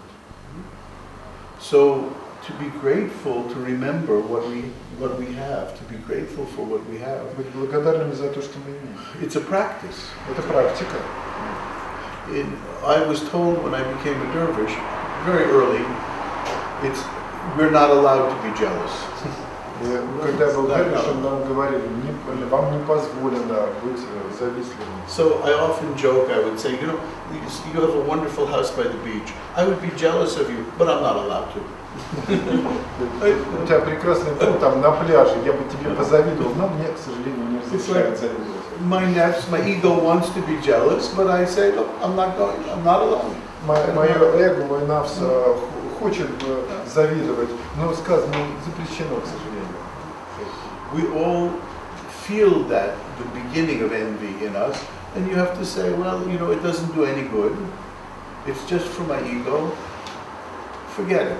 Мы когда начинаем чувствовать какую-то вражду внутри себя, мы должны сказать, да, это просто мое эго, забудь об этом. Also, usually we're jealous from imagination. Очень часто вот эта зависть, она приходит из воображения. I mean, I look at someone, they're driving a fancy Jaguar, Я смотрю, кто-то на Ягуаре поедет. and I think, oh, what a wonderful life they must have. Думаю, вот это хорошая жизнь для меня. But maybe they're miserable. А может он бедный, Maybe they're sick. чувствует себя несчастным, может он болен. Maybe this man's children hate him. Maybe his wife left him. А So he has a может Jaguar. от него жена ушла, а может его дети ненавидят. What's to be? We don't know. We don't know Мы if they're не happy or not. знаем, счастливый он или нет. In fact, I think people with less material things are generally happier with people with lots of things. И вообще-то в основном люди с меньшим количеством материального богатства, они счастливее, чем те, кто имеет его много. The real trick is to be content with whatever we have in the moment. In this moment, to be happy with what we have. Вот как бы очень важный трюк или фокус, чтобы быть счастливым в данный момент за то, что мы имеем. But gratitude is a habit that we have to cultivate. We have to develop this habit of gratitude. Благодарность — это привычка, которую мы в себе должны развивать. So that's the beginning of an answer. Это начало ответа. Oh yeah, you want me to have. One of my students, Одна из наших студенток, a very gifted, very fine psychologist, очень одаренный психолог, was teaching psychology in a prison. Обучала людей психологии в тюрьме. And it took a long time for the prisoners to trust her. И много времени потребовалось, чтобы люди, сидящие в тюрьме, с которыми она занималась, поверили ей. I mean, this was a men's prison, and she was a very pretty woman. They liked to go to classes, of course. Это была мужская тюряга, и она была очень приятной, красивой женщиной, поэтому им нравилось ходить туда. But you know, she studied this funny transpersonal psychology, and she tried to get everybody in the class to close their eyes and do meditation. И она, естественно, занималась вот этой смешной трансперсональной психологией, и там пыталась, чтобы люди там глаза закрывали, Nothing что happened. такое происходило, ничего не происходило. She looked, nobody closed their eyes. А никто глаза не закрывал. They said to her, "Lady, are you crazy? These are murderers, these are robbers, these are rape. I'm not closing my eyes with these people." Говорят, дамочка, вы что, закрываете глаза? Тут рядом такой народ, могут любой. So it took her a long time, but she developed the trust of the prisoners. Потребовалось много времени, чтобы развить это доверие между ней и всеми этими людьми, сидящими. And there was one man who was kind of the biggest, the meanest looking, strongest guy in the class. А в классе был один самый здоровяк, огромный. Kind of the boss of the prison. Вроде был типа такой босс, глава этой тюряги. And he was always angry. Он был все время ссор. Anybody, looked at him a little funny, he'd hit them. И он смотрел, если кто-то на него хоть немножко там как-то не так посмотрел, тут же получал удар. But as he got to trust her a little bit, and one day she said to him, I want you to try something, a little psychology experiment. У них между этой женщиной и этим здоровяком установилось некое доверие, и она ему как-то сказала, давай поставим некий психологический эксперимент. She said, can you get an orange from the kitchen whenever you want to? Она сказала, вы можете там апельсин на кухню взять, когда там дают завтрак? Oh yes, everybody in the kitchen knows who I am. Он сказал, все на кухне знают. They'll give me an orange. Да, они мне дадут апельсин. She said, but this week, before I come, she came once a week to the class. For this week, I want you to do something for me. Whenever you eat an orange, I want you to be happy. И она сказала, можете через неделю я приду, а в течение этой недели, когда вы будете кушать апельсин, вы будете испытывать чувство счастья. You can feel however you'd like the rest of the time. Остальное время, говорит, как угодно себя. You can be sad, you can be angry, any other time. Злобным, любым, каким But хотите. when you eat an orange, I want you to be happy. Но когда вы будете кушать апельсин, я хочу, чтобы вы испытывали чувство счастья. I know that sounds very funny, very strange, but would you do that for me? Говорит, я понимаю, что это смешно звучит и странно, но можете ли вы это сделать для меня? He said, yes, that's the stupidest thing anyone ever said to me. That's really stupid. Он сказал, это какая-то глупость вообще. But I'll try it. Ну ладно, попробуй. Well, the next week she came, and he was a different person. He was smiling, and he was happy. Через неделю она пришла и увидела совершенно другого человека, который улыбался, который был счастливым. And she said, well, what happened? И она сказала, что случилось? He said, well, I tried your stupid idea for 2 days. Он сказал, в общем, попробовал, только 2 дня продержался. And then I decided I could be happy whenever I wanted. I didn't have to wait for a stupid orange. А потом я решил, что я буду ждать апельсина, буду счастлив всегда. So I'm happy now. Теперь я счастлив. And it's true. It's a decision we can make. We can decide to be happy. Вы понимаете, это решение, которое мы принимаем. Мы принимаем решение быть счастливым. One of my sheikhs once said this. He said, if you choose to be unhappy, nothing in this world can make you happy. И один из моих шейхов сказал, если вы примете решение быть несчастливыми, ничто в этом мире не сможет сделать вас счастливым. And if you choose to be happy, nothing in the world can make you unhappy. И если вы примете решение быть счастливыми, ничто в этом мире не сможет вас сделать несчастливыми. So, again, we have to realize happiness or unhappiness is really in our response to the world. It's not out there, it's in here. Понимаете, счастье и несчастье – это не ответ на внешнее воздействие мира, оно здесь, внутри нас. Let me give you one example. Еще один пример хочу вам привести. Let's say that I'm going to change the lecture topic and I want to talk about snakes. Я хочу немножечко изменить тему разговора и поговорить о змее. And let's say I have a pet snake, a nice snake that I brought with me. Знаете, такая есть игрушка, змея. Nice. It's, it doesn't have poison. It's a pet. It's very nice. Такой домашняя змея, которая не кусает. And I want to have 3 people experience my pet. Have them play with my pet snake. Трем людям давал возможность поиграть с змеей. But let's assume one of you has a snake phobia. You're terribly afraid of snakes. У одной была просто фобия на змеи, она вообще даже близко не могла прикоснуться. Someone else has never touched a snake before, but doesn't, is neutral about snakes. Кто-то никогда раньше змею не трогал, так нейтральное отношение. And the third person, they've had lots of different kinds of pets, and they've had snakes before. А третий человек, у него были всякие домашние животные, прежде он со змеями имел. So if I give my little snake, his name is Sammy, my pet, Sammy. Сами звали змейку. If I give it to you and you've had snakes before, oh nice, very sweet, it's nice. Если у тебя до этого уже были змеи, ты говоришь, ну хорошенький какой, отличный. And if you're neutral, you might go, oh, not so bad. Если нейтральное отношение, ну да, так неплохо. But if you have a phobia about snakes, and I hand Sammy to you, he gets a little closer, you go out the door. Если у вас фобия, когда змейка будет поднесена, вы просто выскочите из комнаты. In fact, you don't even have to open the door. You just go like the cartoons, just right through. А если дверь будет закрыта, в этот момент вы как в мультфильме такую дырку в стене оставите. Now, where is the problem?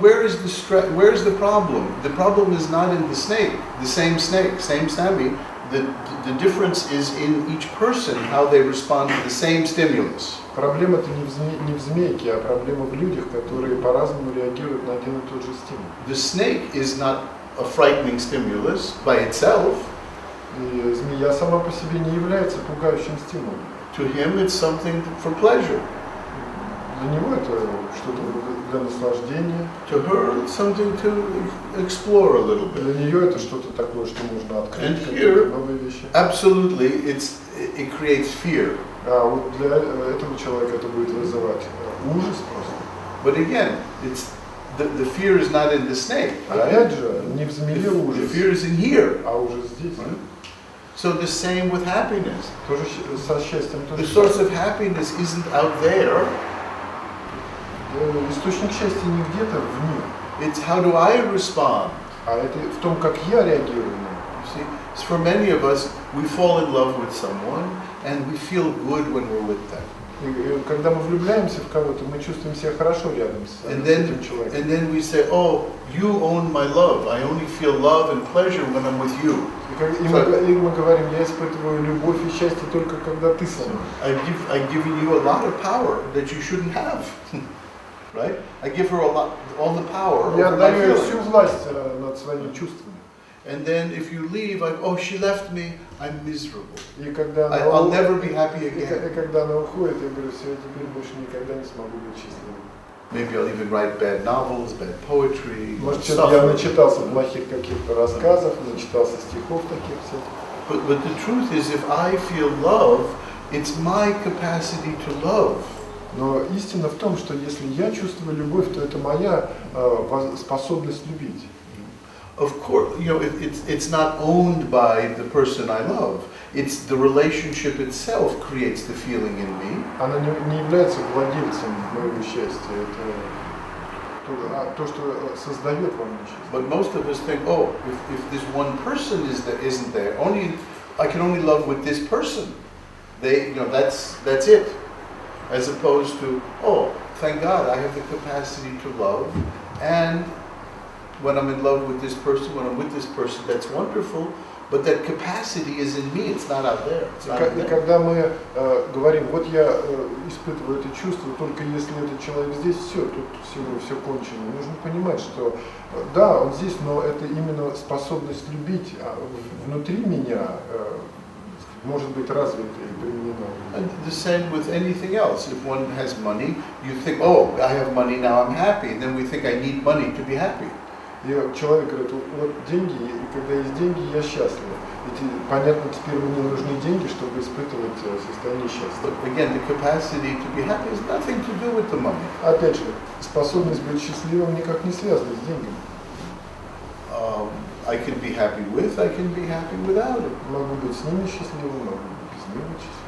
And it's very helpful to remember to be happy when we receive a gift, but also to not be miserable when it leaves us, because almost everything in this world will come and go.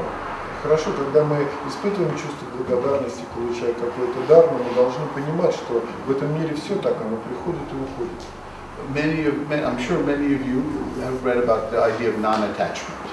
Многие из вас, конечно, я уверен, слышали или читали о идею непривязанности.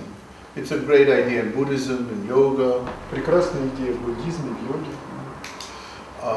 Don't be so attached to the world so that your happiness depends on other things. Не будьте привязаны к каким-то вещам и не попадайте в зависимость от них. There was a young dervish, a young man who was a brilliant architect. He was from Switzerland. Был молодой дервиш, прекрасный, замечательный архитектор из Швейцарии. And he came to the United States years ago to study with Frank Lloyd Wright. Он прибыл в Америку учиться у великого Фрэнка Ллойда Райта. Everybody knows, probably. Frank Гурджиев Lloyd Wright. выпивался. Yeah. Oh yes, because he was actually with Gurdjieff. Был учеником Гурджиева, один из самых выдающихся американских архитекторов. So, and they had some of the most brilliant young architects in the world studying with Frank Lloyd Wright. Самые лучшие, замечательные архитекторы со всего мира учились у Фрэнка Ллойда Райта. This man met a wonderful sheikh and decided to leave Frank Lloyd Wright and stay and really become a dervish, full-time live with his sheikh. А там шейх жил рядом, и он решил оставить Фрэнка Ллойда Райта и жить с шейхом все свое время. So he gave up a career, his profession, to be with his sheikh. Он оставил свою карьеру ради того, чтобы быть с шейхом. One day, one of the old dervishes of the sheikh came visit him. И однажды старые дервиши этого шейха пришли посетить его. He was a very, very wealthy businessman. И этот дервиш был очень богатый бизнесмен. And he brought these wonderful imported fruits and nuts and delicacies, very expensive, all coming from the Middle East. И он привез какие-то удивительные, очень дорогие деликатесы, фрукты, орешки. And the sheikh hadn't eaten some of these things from home for a long time. И шейх уже много лет такие вещи чудесные не ел, потому So что the sheikh and his old dervish are sitting and, oh, they're enjoying these fantastic foods. они сидели, ели, наслаждались этой чудесной, удивительной едой. The young dervish who's serving them thinks to himself, look how much he's enjoying these things of the world. I thought I met a sheikh who only cared about God. I gave up the world to be with my sheikh, and he's so attached to the world. И этот молодой дервиш подумал, Боже, я оставил свой мир для того, чтобы быть с этим шейхом, а теперь я вижу, как он привязан к этому миру. Just as he thought this, И как только он это подумал, the sheikh turned to look at him. шейх повернулся и посмотрел на него. By the way, he told me this, so I have the story from Это the dervish он person. рассказывал мне историю лично. The sheikh turned and he said, my son, Он посмотрел и сказал, сынок, non-attachment doesn't mean that you don't enjoy whatever God sends to you. непривязанность это не значит, что ты не должен наслаждаться тем, что приходит. If God sends you a gift, enjoy it, be grateful. Если Бог послал тебе какой-то дар, наслаждайся и будь благодарен за это. Non-attachment means if God takes it away, you don't miss it. Непривязанность это значит, когда у тебя забрали, а ты при этом не огорчаешься. So that's the formula. You Вот see, формула, понимаете? whatever comes, you're grateful. Когда приходит And- благодарность, And when it goes, а and когда уходит, almost nothing is forever. It's going to go probably. Понятно, ничего вечно не бывает. Ну, Okay. нормально. Thank you for bringing it. Спасибо, and что thank you even for letting it go. Спасибо, что So it's otherwise the ego, the nefs, is going to make us always wish for more, always want more, always be jealous, and be miserable. И эго все время хочет, входит в какой-то процесс, когда она всегда хочет чего-то больше, и поэтому всегда в состоянии несчастья. I mean, you all know how it works because we all have had that experience. Все мы знаем, как это работает, потому что у всех у нас есть подобный опыт. In fact, we're so crazy, we can be on vacation in the most beautiful place, Мы настолько сумасшедшие, что находясь на отдыхе в самом прекрасном месте, in the nicest restaurant, в чудесном ресторане, the nicest waiter or waitress bring us wonderful food, с прекрасными официантами, официантками, приносящими нам пищу. and there's this part of us that says, the tea could be hotter. Какая-то часть нас говорит, чаек бы мог быть чуть горячее. Maybe there should be more butter. There should be more salt in this sauce. Чуть сальцы бы побольше. We very rarely just are grateful for what Очень we редко have. мы просто говорим благодарны за то, что есть. And this kind of disease. I saw people who in beautiful place, in beautiful conditions, start to find something to be unhappy. Yeah. I mean, Unintentionally. yeah, of course. No, I mean, you can go to the Pushkin Museum, В Пушкинский музей нельзя сходить. fantastic art, Фантастическое and then искусство. you say, oh my goodness, look over there, this dirt, the wall is dirty. Говорит, ой, смотри, на стене грязь какая-то. How terrible, how disgraceful, this is a museum with dirty walls. Кошмар, неуважительно, So- грязные стены. So I look at the dirt on the wall, and I don't look at the Gauguin. И уже в какой-то момент я смотрю на грязные Пикассо. стены и не смотрю на Пикассо. They're both there. Они там, и Пикассо там. So yeah, we are crazy.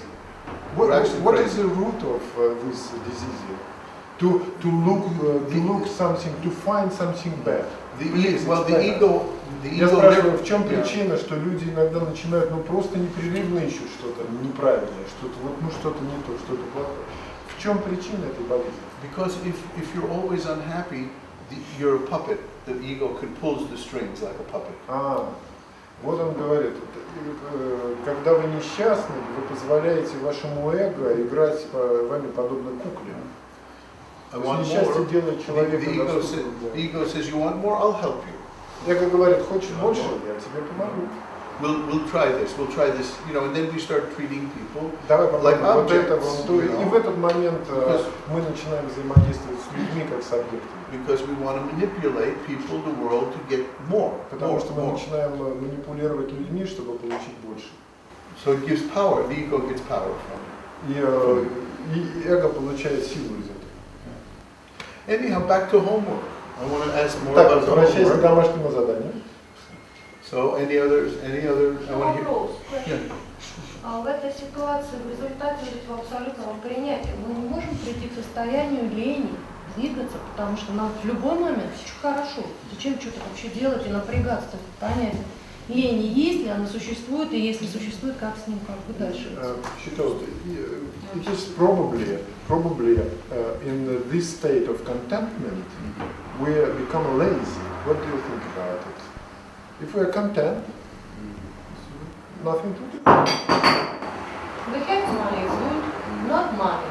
We have money, good. We No have money. family or not have family, all is okay. Yeah. Well,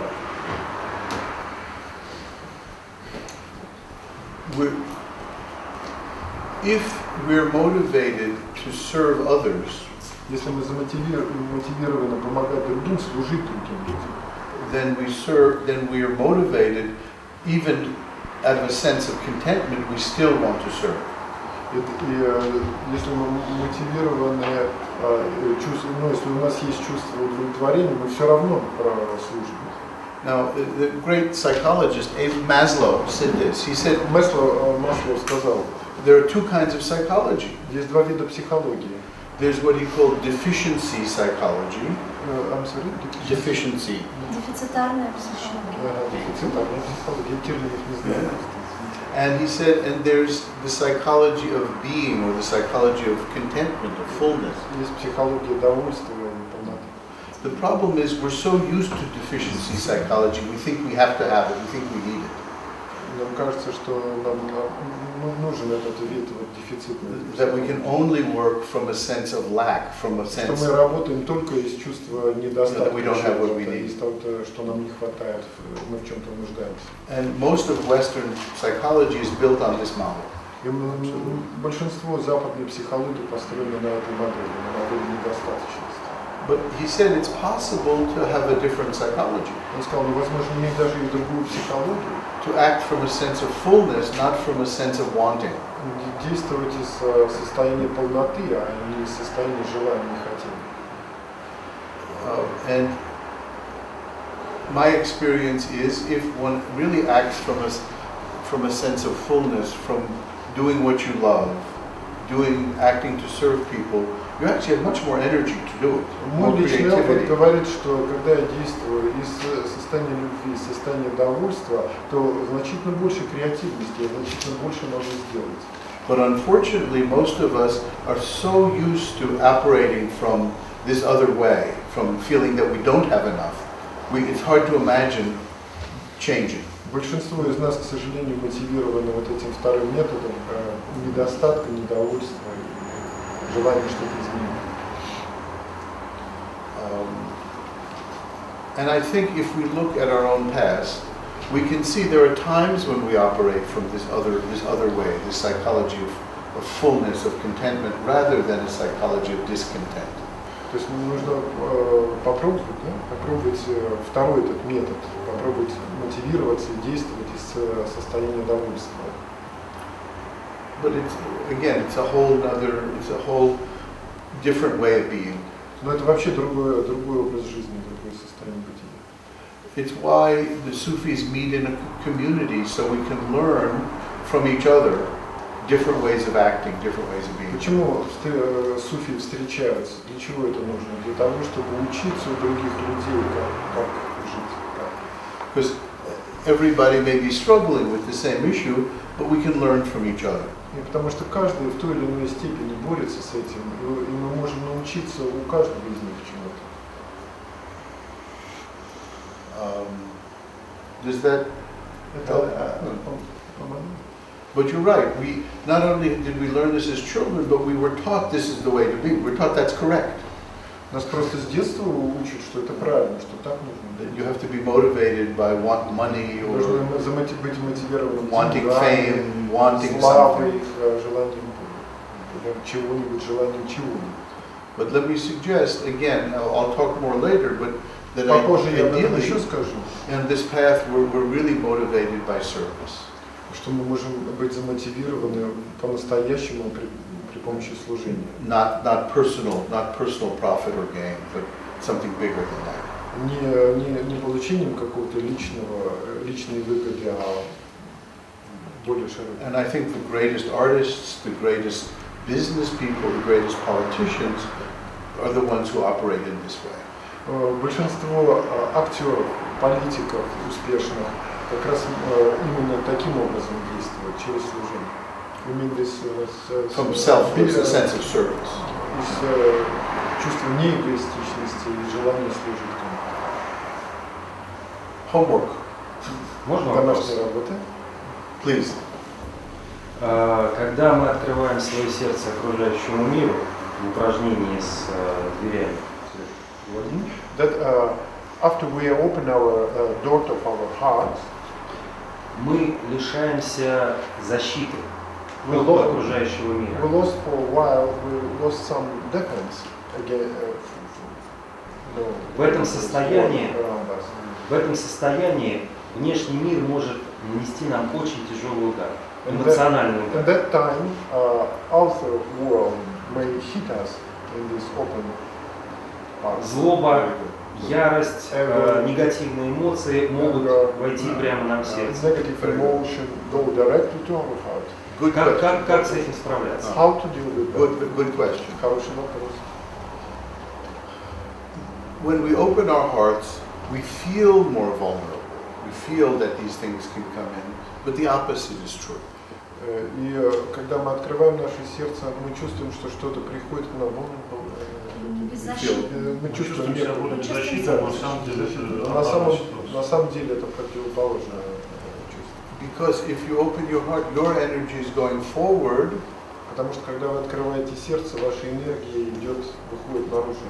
You're not going like this, letting everything come in. То есть вы как бы не отваливаетесь назад, что все у вас начинает валиться. One of my teachers gave me this image. Один из моих учителей дал мне такую картину. Your heart, Образ такой образ. your heart is like a beautiful lake filled with pure water on the top of a hill. Ваше сердце подобно озеру с чистой прекрасной водой на вершине холма. Most beautiful, pure spring water. Прекрасные родниковые воды. Now, a lake is coming from a mountain range, and the lake, the water is not so pure. It's this dirt, impurities in the Но water. озеро уже ниже, оно не такое чистое. The lake, I'm sorry, the river. The river is flowing up and flows up the hill, going toward the little lake on the top of the hill. И река идет и как бы попадает в это озеро, которое на вершине холма находится. How do you stop that river Как нам остановить движение этой from реки, flowing into the lake? чтобы она не попадала в наше озеро? Because if it flows into the lake, it's going to pollute the lake. И как только река эта попадет в озеро, оно загрязнит. How do you do it? Как сделать это? If you try to stop the water, like make a dam, Если попробовать it's going to построить flow. дамбу, чтобы задержать, оно через дамбу польется. So my teacher said the answer is to let the water in the lake start flowing out. Это позволит водам озера начать изливаться. In a way, if you can connect with a giant aquifer under the lake, you know what an aquifer is?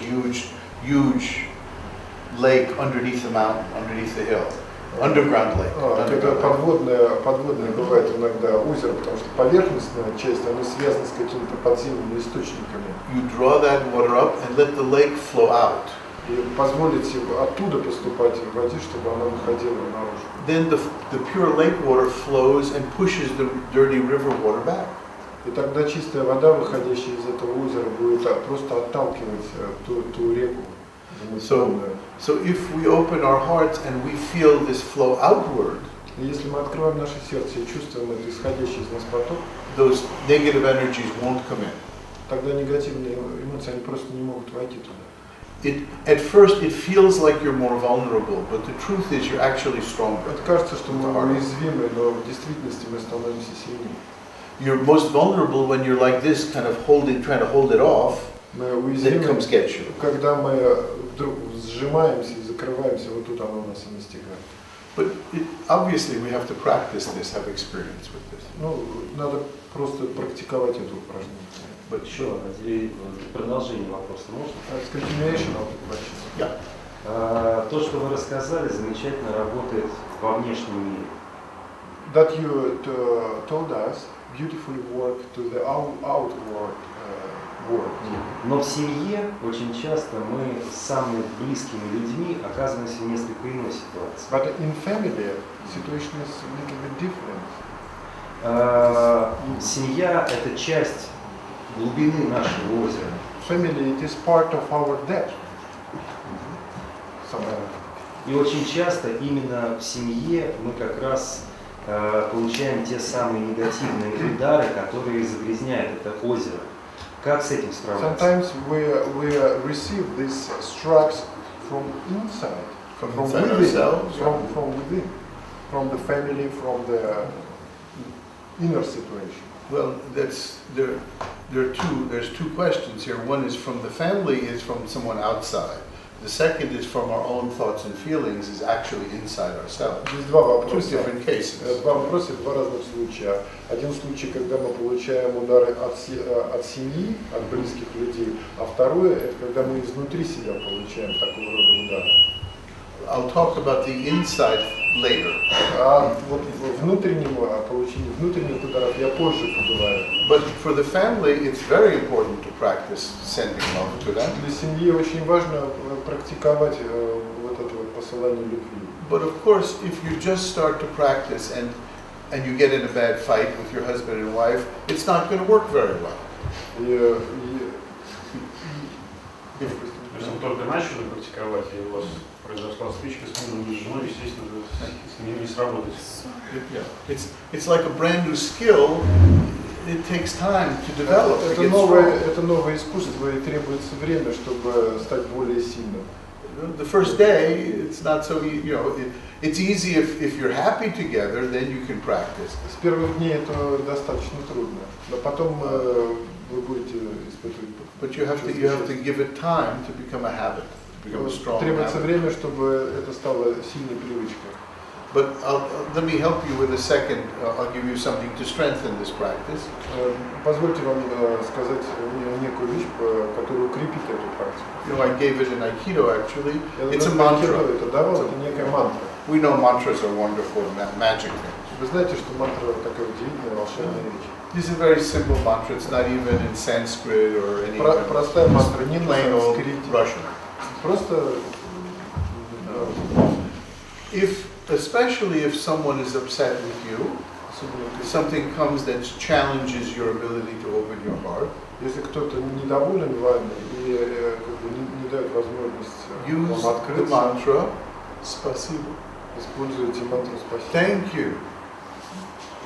Thank you. Спасибо. Thank you. Because when you say thank you, it strengthens the opening of the heart. You know, in Russian, спасибо, it is two words. Thanks God. Well, see, it's Я говорю в русском спасибо Бог. Спасибо происходит от спасибо. you know, even can you say thank you for even criticism? Thank you, because maybe I can learn something from the Даже из criticism. критицизма, из чувства критицизма я сказал спасибо. Все равно чему-то могу научиться из этого. Someone is a little angry. Say thank you because you care. You care enough to be angry. You care enough about me to be angry about something. Даже если кто-то злится на вас, это знак того, что кто-то к вам неравнодушен. И за это можно сказать спасибо. Он на вас злится.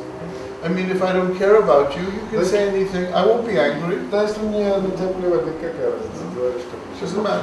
I just go away. Просто вышли. So anger is often a sign that I care. I want something to change. То есть чувство недовольства – это знак того, что кто-то что-то хочет изменить в вас. Again, as Sufis, ideally everybody is a teacher.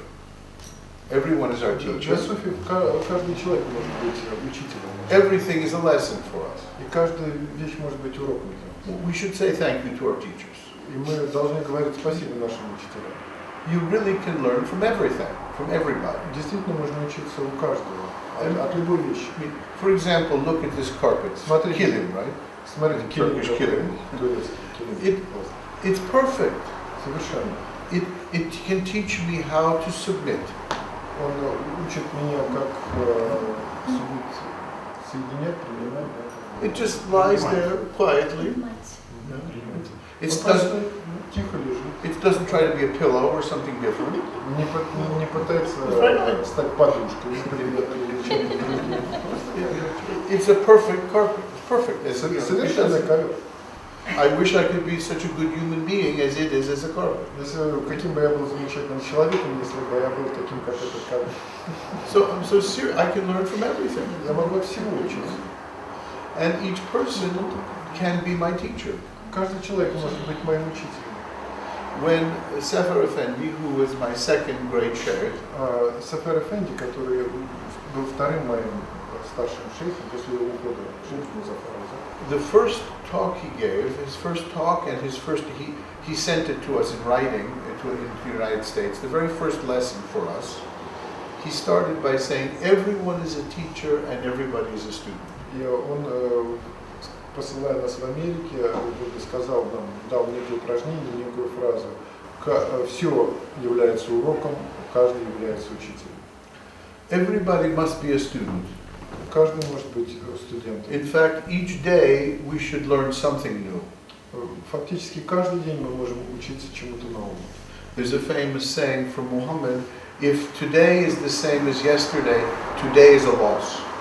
Есть изречение пророка Мухаммеда, что если сегодня как вчера, значит сегодня потеряно. We should always be learning, we should always be growing. Нам всегда нужно учиться, всегда нужно расти. And if we keep learning, sometimes people will then ask us to share what we've learned with them. Если мы продолжаем учиться, мы можем делиться тем, чему мы научились. So a student who shares what they've learned is in that moment a teacher. A student has learned something. When they share with someone else, in that moment of sharing, they're a teacher. Когда студент делится с нами тем, чем он научился, в этот момент он становится учителем.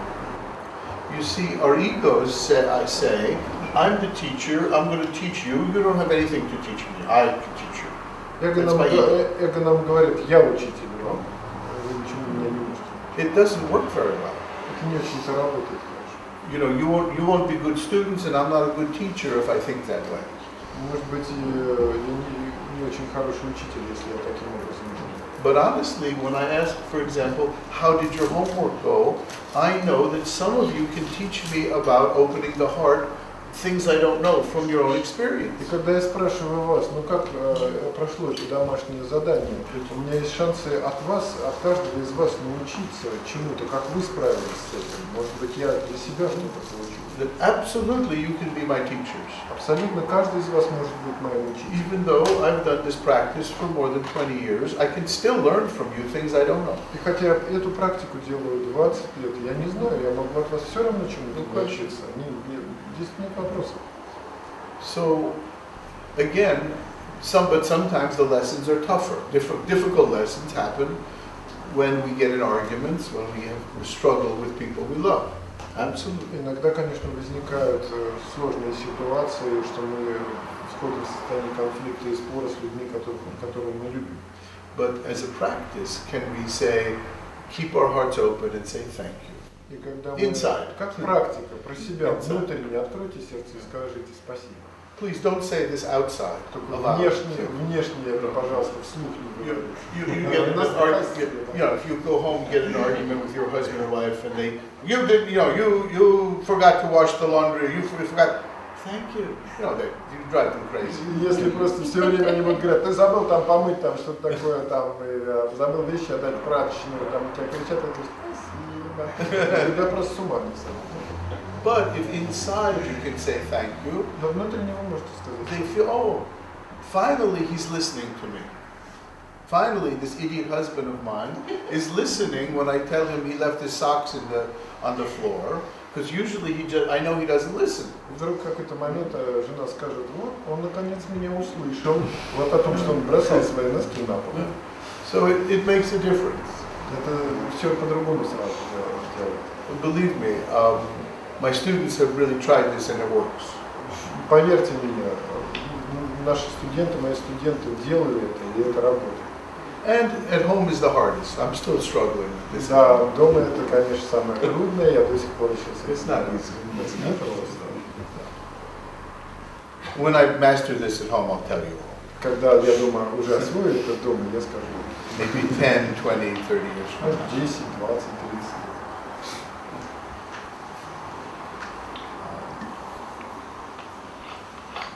So again, like any practice, it's easiest to start with look at handsome men on the street, pretty women, open your heart to them. That's the start, and then little by little, maybe you can do it at home also. Ну, говорят, ну, конечно, лучше начать на красивых женщинах тренироваться на улице, а потом постепенно уже переходить на домашних.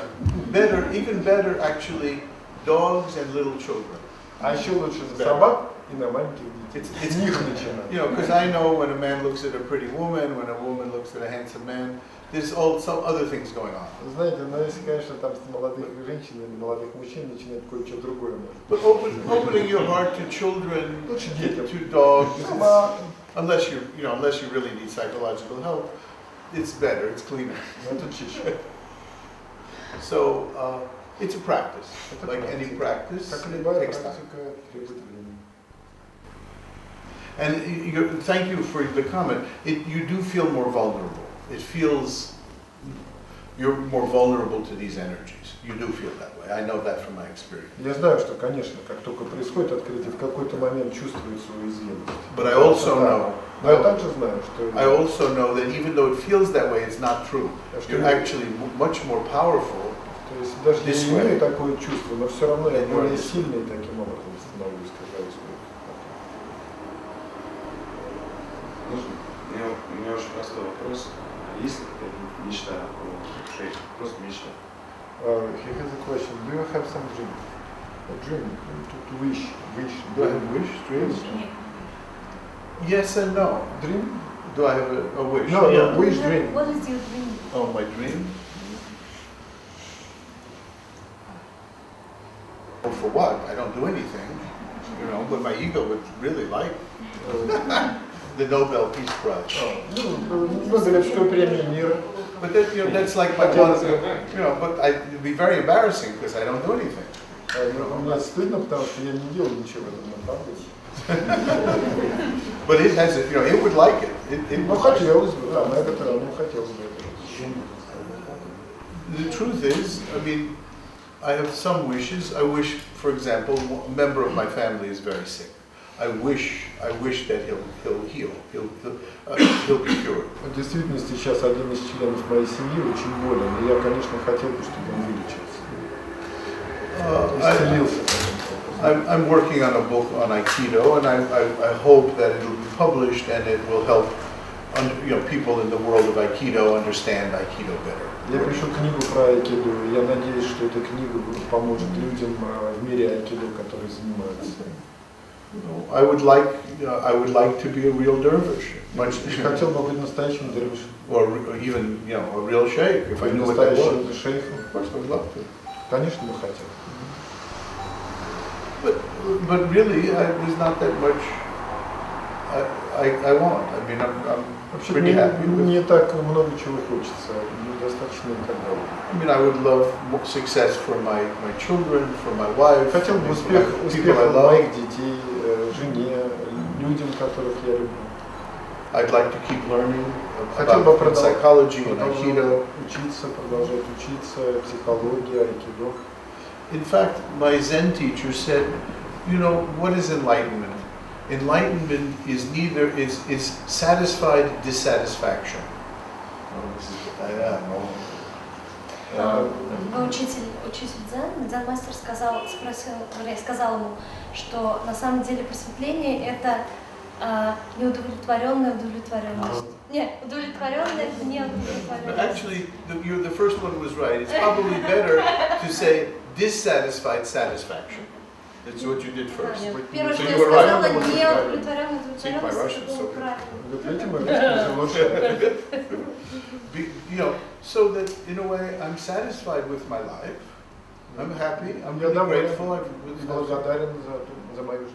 But I also know I can continue to grow. I can continue Я знаю, to. что So I'm могу not продолжать satisfied in a way that I don't do anything. You know what I mean? That you mentioned. Maybe you won't do anything if you're satisfied.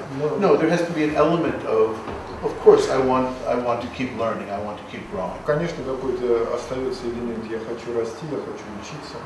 So that stops my satisfaction from being kind of a dead, static, no movement. И вот это желание как бы не дает возможности моему удовольствию стать статичным и таким зажатым состоянием. No, I mean, I'm very grateful for everything in my life.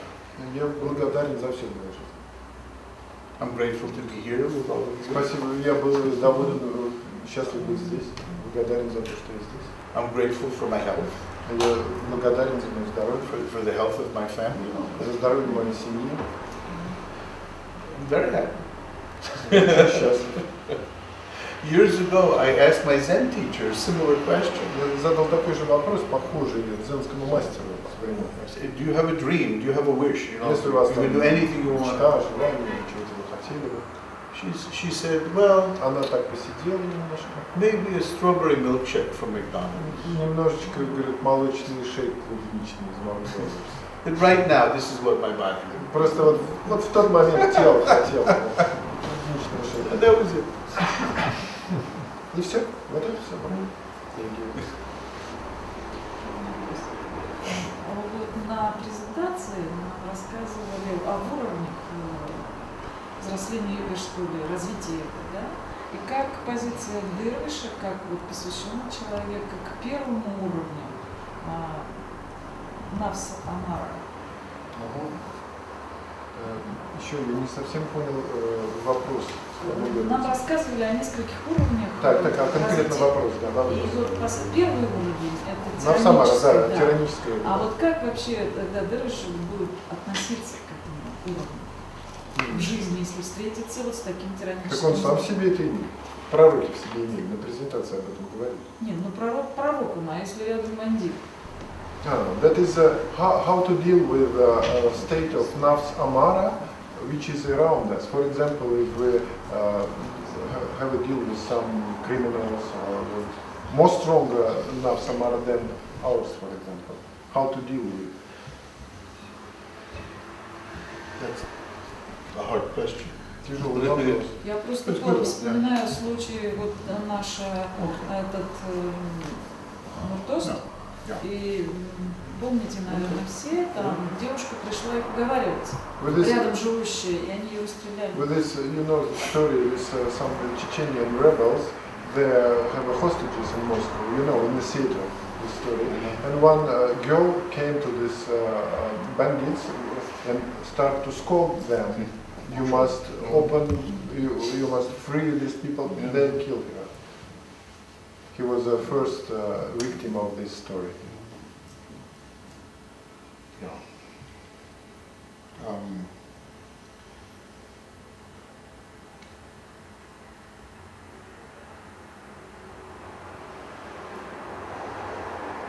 You have to be intelligent when dealing with other people. Нужно быть разумным, иметь дело с другими людьми. My sheikh said, if you're going to try to change someone else, Если мой шейх говорил, если вы пытаетесь кого-то изменить, you see their faults, you see they're doing something wrong. видите, что они что-то не то делают. This is a dramatic example, but we have many more in our daily lives of someone who's drinking too much or someone Драматический пример, who который, has например, bad есть anger люди, or которые some просто other smaller problems. алкоголь пьют или имеют какой-то характер вздорный.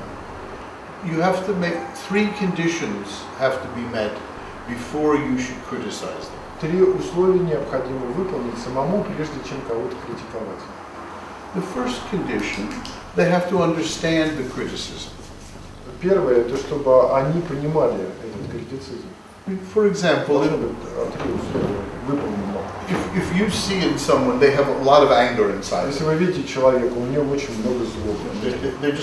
they're angry because they're very unhappy from their past. Он просто зол, потому что недоволен своим Their прошлым. anger comes up to here. И вот оно уже, этот гнев поднялся вот сюда, на уровень. And anything, they burst, they go out, the anger bursts out of them, comes out of them. Все, что это злоба, оно все будет отталкивать. Well, the first thing they have to understand is that this psychology, they have to understand that yes, some people carry anger, and then anything will make them angry. They have to understand what you're saying. Надо понимать, The notion of anger, that building up a lot of anger in you is possible. если человек в себе несет чувство злобы, то все, что ему будет говорить, все, что будет делать, оно будет вызывать такое же чувство. Or if someone always, let's say, always uses projection, they always think that everybody else is angry with them or is jealous of them. А если кто-то в состоянии проективности, что думает, что каждый на него зол, и что-то такое на него замышляет. But they've never read psychology, Они никогда ничего о психологии не so they don't know читали. what projection is. Они не знают, что такое проекция. Well, if you say, oh, you think that everybody's angry at you because you're angry at them, and they go, what are you talking about? Если ему сказать, вот ты такой-то испытываешь, потому что ты сам на других злишься, тебе кажется все злые, он скажет, что за ерунда такая. So obviously it's not going to work. И обычно это тоже не сработает. So first of all, they have to understand what you're going to say. They have to understand the notion of projection or anger. Or Прежде чем такие вещи говорить, человек должен понимать, что такое проекция, что такое зло. Okay, let's say they understand projection, and they oh yes, I understand. You project, not me. И все говорят, да, понял, вот он проецирует, но не я. So they have to understand, but also be willing to accept maybe they do it also. человек должен как бы понять, потому что он тоже это делает. It's like, oh, I can see you're an angry person, but me, I'm only angry because other people are provoking. Он говорит, вот про других он понимает, что он злой человек, а про себя он думает, что он злой только потому, что его провоцируют другие люди. The person's really not ready to hear your suggestions. They're just not. То есть вот такие люди, как правило, просто не готовы никакие советы даже So принимать. whatever you say can't help them. It's just an attack on them. So they have to understand what you're saying. They have to be willing to consider that it might be true. Они должны понять, во-первых, что им говорится, а второе, как бы учесть это и считаться с этим. And they also, you have to feel that they're able to work to change. И также они должны чувствовать в себе как бы способность к изменению, способность изменить это. I mean, sometimes you can see somebody they're so stuck in their anger or whatever their psychological situation is, they can't change right now. They just Есть can't. люди иногда настолько застрявшие в состоянии злобы, что ничего изменить нельзя. It's really not kind to tell them about the problem if they can't work on it. If they can't. Вообще это будет не очень добро говорить им об этой проблеме, если они ничего сделать не So one has to think, is it going to be useful for them, or am I just attacking them I'm attacking them while I'm pretending to help them? Будет ли им это полезно или просто я атакую их? I mean, obviously, if you just scold a group of terrorists, most likely they're not going to change. Обычно, если вы начнете ругать группу террористов, то они не захотят измениться. Some very strong, powerful person might do it. Да, сильный, очень сильный человек может это сделать. But most likely not. Но большинство людей нет. But now that we began to talk about the nafs amara, maybe I'll talk a little more about the ego and how to understand it a bit. А нам самое потом немножко поговорим, а сейчас я поговорю немножко об эго и понимаю. Всем слышно, как я перевожу, или погромче говорить? Чуть-чуть погромче, да? Хорошо. Просто там далеко, вот у них там шум. Да, Кирилл, погромче? Хорошо. I gave a talk the other day on the different stages of the nafs, and there's some people who didn't hear me talk about the nafs. Слушали, все слышали люди, когда он читал лекцию о стоянках различных. Кто слышал? Okay. Кто слышал, кто не Кто слышал? Only a few. Okay, well, 20%. Okay, I'll try to go through. Он опять повторит эту лекцию небольшую о стоянках. Это психологические состояния, которые проходит человек во время эволюции. Yeah. Okay, well, thank you.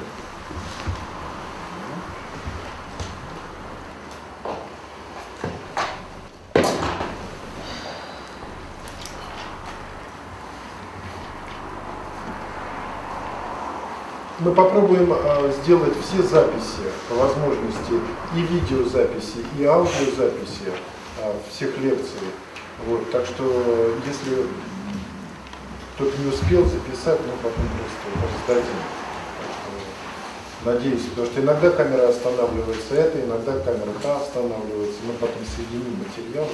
I talk about this video and audio that we try to combine and to do this. I thought you were defining the nafs. I could stop. It's too bad. Many Sufi teachers have talked about the nafs or the ego. Многие люди говорят о нафсе или об эго, суфийские.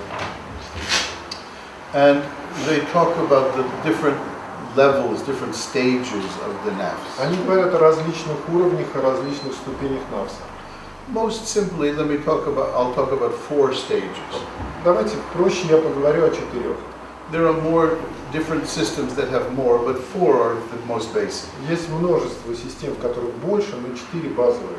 The first stage is called the nafs amara. Первая ступень называется нафс амара. Nafs means ego, personality, Нафс означает эго, личность, even self. и даже просто я наш. The self is not a good thing or a bad thing. It's, you know, it depends what level of self. Я это не плохая и не хорошая вещь, а это просто зависит от уровня. Now, I've translated Nefs Amara as the tyrannical self, the tyrant self. Нефс Амара я перевел как тираническое я. In a way, in the Torah, in the Quran, the story of Moses and Pharaoh is for me a tremendous teaching about the ego, about В Торе и в Коране история Моисея и фараона является самой обучающей по поводу этого.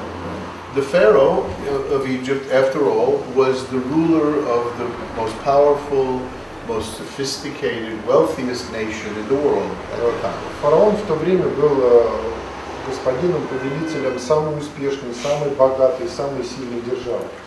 And even more, he was treated as God. He was a God. И еще ко всему прочему, к нему относились как к Богу. Well, we have in us this part of our personality that wants exactly that. И мы внутри нас имеем часть личности, которая желает именно того. Everyone should listen to us. Каждый должен слушать We нас. should have power over Мы everyone. должны власть иметь над всеми. And they should worship us also. А еще бы и поклонялись нам. Believe me, it's in you because I know it because I know it's in you. Поверьте мне, я знаю это, потому что это есть также и во мне. It hides, so we don't see it so clearly because it's embarrassing. Иногда это прячется, и мы не можем увидеть это в себе, потому что это стыдно. It's there. Но оно там. In psychology, the term is narcissism. В психологии есть термин нарциссизм. You know, Freud wrote about the Oedipus myth.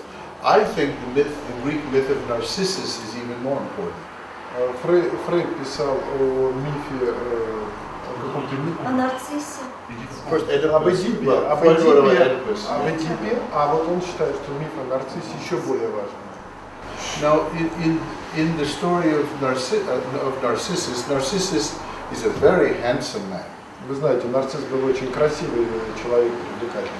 And one of the nymphs, he was loved by Echo, who was like a demigoddess, like a nymph. Полубогиня, нимфа Эхо влюбилась в него.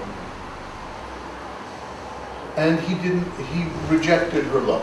И он отверг ее любовь. And so the gods cursed him. They said, if you can't love someone else, you will love yourself so much, they will destroy you. И боги наказали его и сказали, если ты не хочешь любить кого бы ты ни было, тогда ты будешь любить себя до такой степени, что это тебя разрушит. And the next day he went out, and he went out in the woods, and he looked in the lake, and he saw his reflection. И на другой день в лесу он увидел озеро, глянув в него, он увидел там отражение. He looked, and such a beautiful man. Oh, how wonderful, how gorgeous.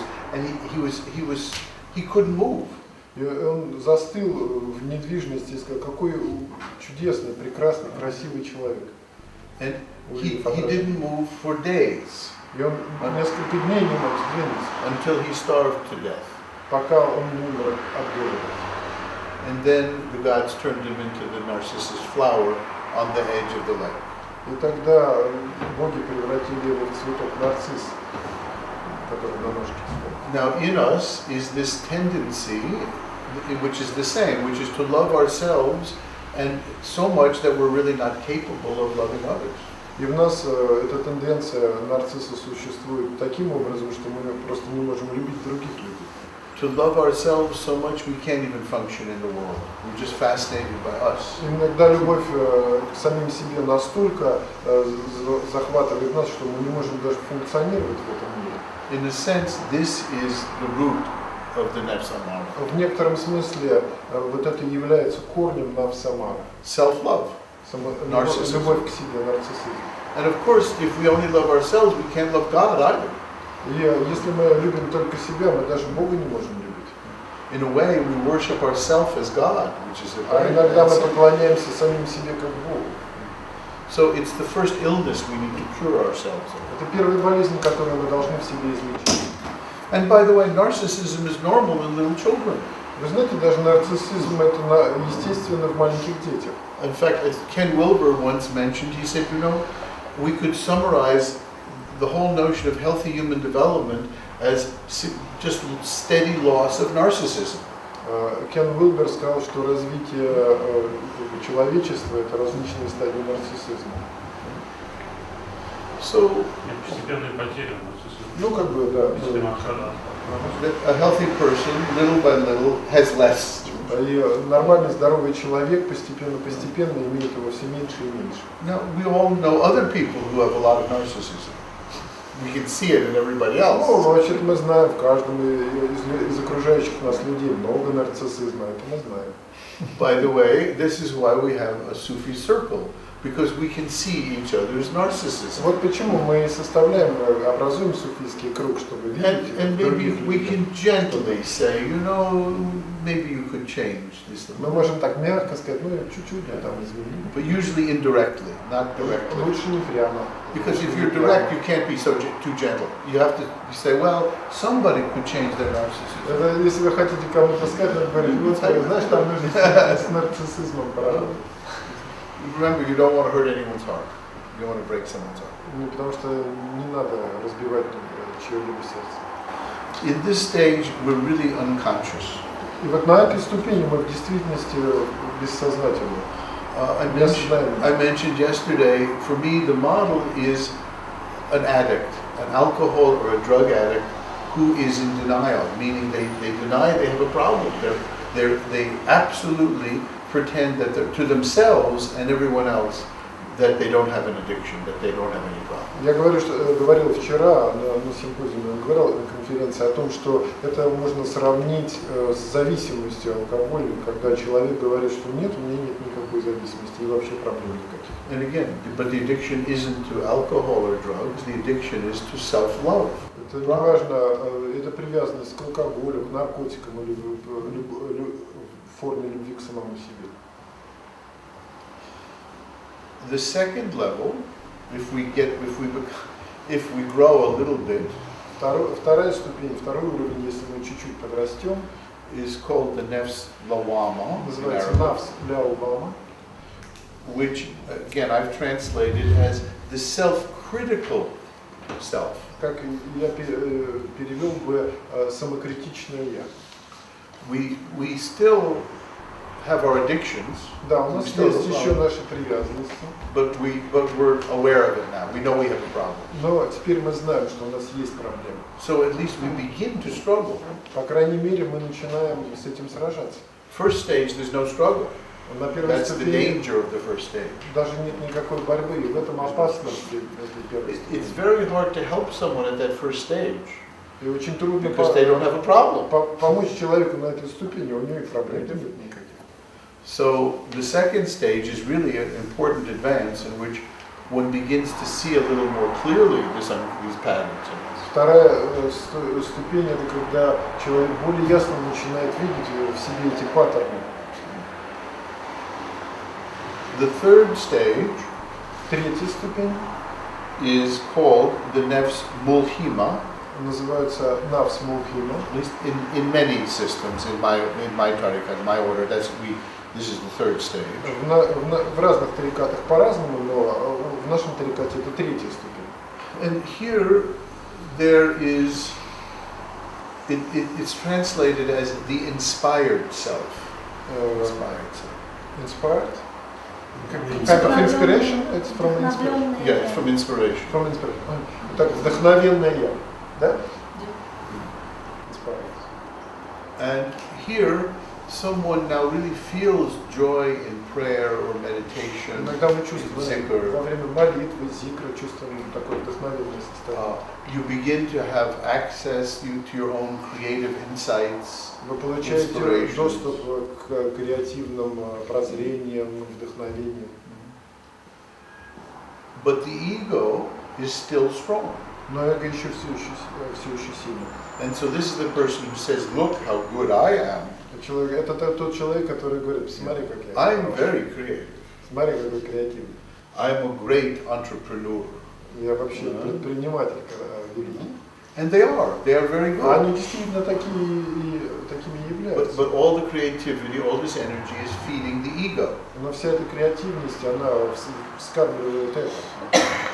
In a way, in the spiritual path, this stage is inevitable. You have to deal with this problem. На духовном пути это ступень, которую невозможно избежать. Да, она будет. In psychology, it's often called inflation. В психологии это называется inflation. It's like blowing up a balloon. The ego becomes раздувание. no, the ego becomes inflated, and you need someone with a pin. Тут нужно с иголочкой кое-кого. That's usually the job of the sheikh. Обычно это работа шейха. Just a little pin. Такая маленькая иголочка. But everyone goes through the stage. Everyone goes through the stage. Любой, каждый человек проходит эту ступень. Everyone at a certain stage, oh, what a great dervish I am. Каждый говорит, о, какой великий я был. Oh, what a wonderful meditator I am. Ну, как я медитирую потрясающе. And I've seen some very funny examples. О, я видел очень смешные примеры. Years ago, I was in India at a conference on yoga. Я несколько лет назад был на конференции по йоге в Индии. There was one yogi who had been the subject of very, very fine research done in the United States. They measured his brain waves, they measured heartbeat, they measured his pulse. They had wonderful, very sophisticated research on his ability to control his heart, change his brain waves. Там был один из докладчиков с очень современной тематикой исследования, измерения мозговых волн, пульса и всякие прочие. Там был один из йогов, да, из йогов. проводили все эти исследования на этом деле. Очень сложные методы используются. So they did like EEG, the measures of brain waves. And he got up in front of yogis from all over India. He said, I challenge anyone to move the machines as much as I have. I made the needles move more than any other yogi. My brain waves are better than anyone else. I challenge you. Scientists will prove I'm the best yogi. И он стал говорить, что я могу такие вещи делать, и это все можно измерить, и это может доказать. Я как бы вызываю на соревнования любого йога, и я его, так сказать, сделаю, покажу. It was very strange. Странный It's very odd. Странный. I'm the greatest, and I have my scientists will prove I'll. Я самый великий, а вот эти ученые докажут это. So that's the third stage. And the fourth stage is the nafs mutmaina, which is the stage of contentment, the stage of serenity. Четвертое nafs mutmaina – это состояние довольства и нежности и спокойствия. And we talked a little bit about contentment before. Мы уже немножко говорили о чувстве состояния довольства. And in a way, until we reach this stage, we don't know what it's like to operate from contentment. It's true. Вообще, на самом деле, до тех пор, пока мы не достигли этой ступени, мы не можем ей даже оперировать этим состоянием. Now, what I want to do for you is, some years ago, I've translated. These are ancient. These are ancient ideas, maybe 1,000 years old. Это древняя идея суфизма, 1000 лет назад. All these stages come from the Quran. Все эти ступени из Корана происходят. So they're very old. Очень старые. What I've tried to do is do a modern version of them. So то, что я попытался, это сделать современную версию. So I want to share with you my translation in more modern terms of the dynamics of these four stages. Хочу поделиться с вами таким более современным видением и собственным переводом динамики этих четырех ступеней. And it also relates to, when you said sometimes the environment is at the level of the nafs amara. Sometimes a whole organization functions that way. That's what I heard you say. Иногда то, что нас окружает, может находиться на определенной ступени. Там, например, nafs amara. Или организация может иметь вот такое вот коллективное как бы состояние. So I designed this system to apply both to individuals and to organizations. Я как бы сконструировал систему, которая могла бы быть применима и к организациям, и к личностям. Because my training was originally in social psychology, so I'm very interested in organizations. Потому что, вы знаете, я по образованию социальный психолог. Я закончил Гарвардский университет. So I'll talk about each of these stages Я говорю о всех этих ступенях. And how they apply both to individuals and also to organizations. И вот, применяю ее и к личностям, и к организациям. The first stage, my translation of the Nefs Amara, Первая ступень в моем переводе Nefs Amara is what I call the unprincipled stage. то, что называют беспринципные ступени, да? Unprincipled. Ребята, вы мне помогайте, пожалуйста, если я что-то неправильно перевожу. Беспринципно, да? Unprincipled. In a way, no morals. Да, беспринципно. Unprincipled. Now, again, you can see how someone who's narcissistic, they don't have real principles. Смотрите, если кто-то нарциссист, то у него вообще принципов. Because for a real narcissist, everything, we also in psychology call this person an extreme version of sociopath. В психологии, в экстремальной форме мы такого человека с нарциссизмом называем социопатом. Because everything is for me. Потому что все для меня, каждая вещь для меня, вот что важно. I'm the pharaoh. То есть я фараон. You're supposed to serve me and also worship me. Thank you very much. То есть вы должны мне поклоняться и еще спасибо. So of course the tyrant, the absolute ruler, doesn't Тиран, care about anyone else. правитель вообще ни о ком не заботится. In one survey in the United States, they surveyed 20,000 employees.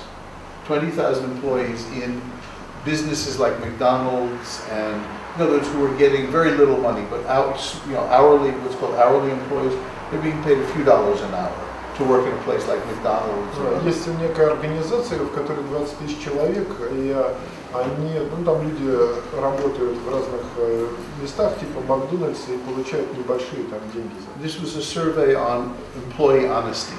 В данном случае исследование.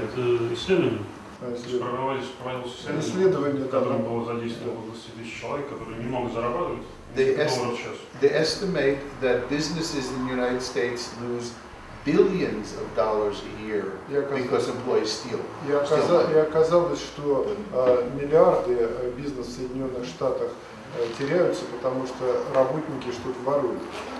In this survey, 20,000 people, 20 тысяч, огромное исследование. 13% said they steal from their employer and they steal every chance they get. 13% сказали, что своруют в любом случае, при любом удобном моменте. 66% said they would steal if they're sure they wouldn't get caught. 66% сказали, украли бы, если бы не поймали.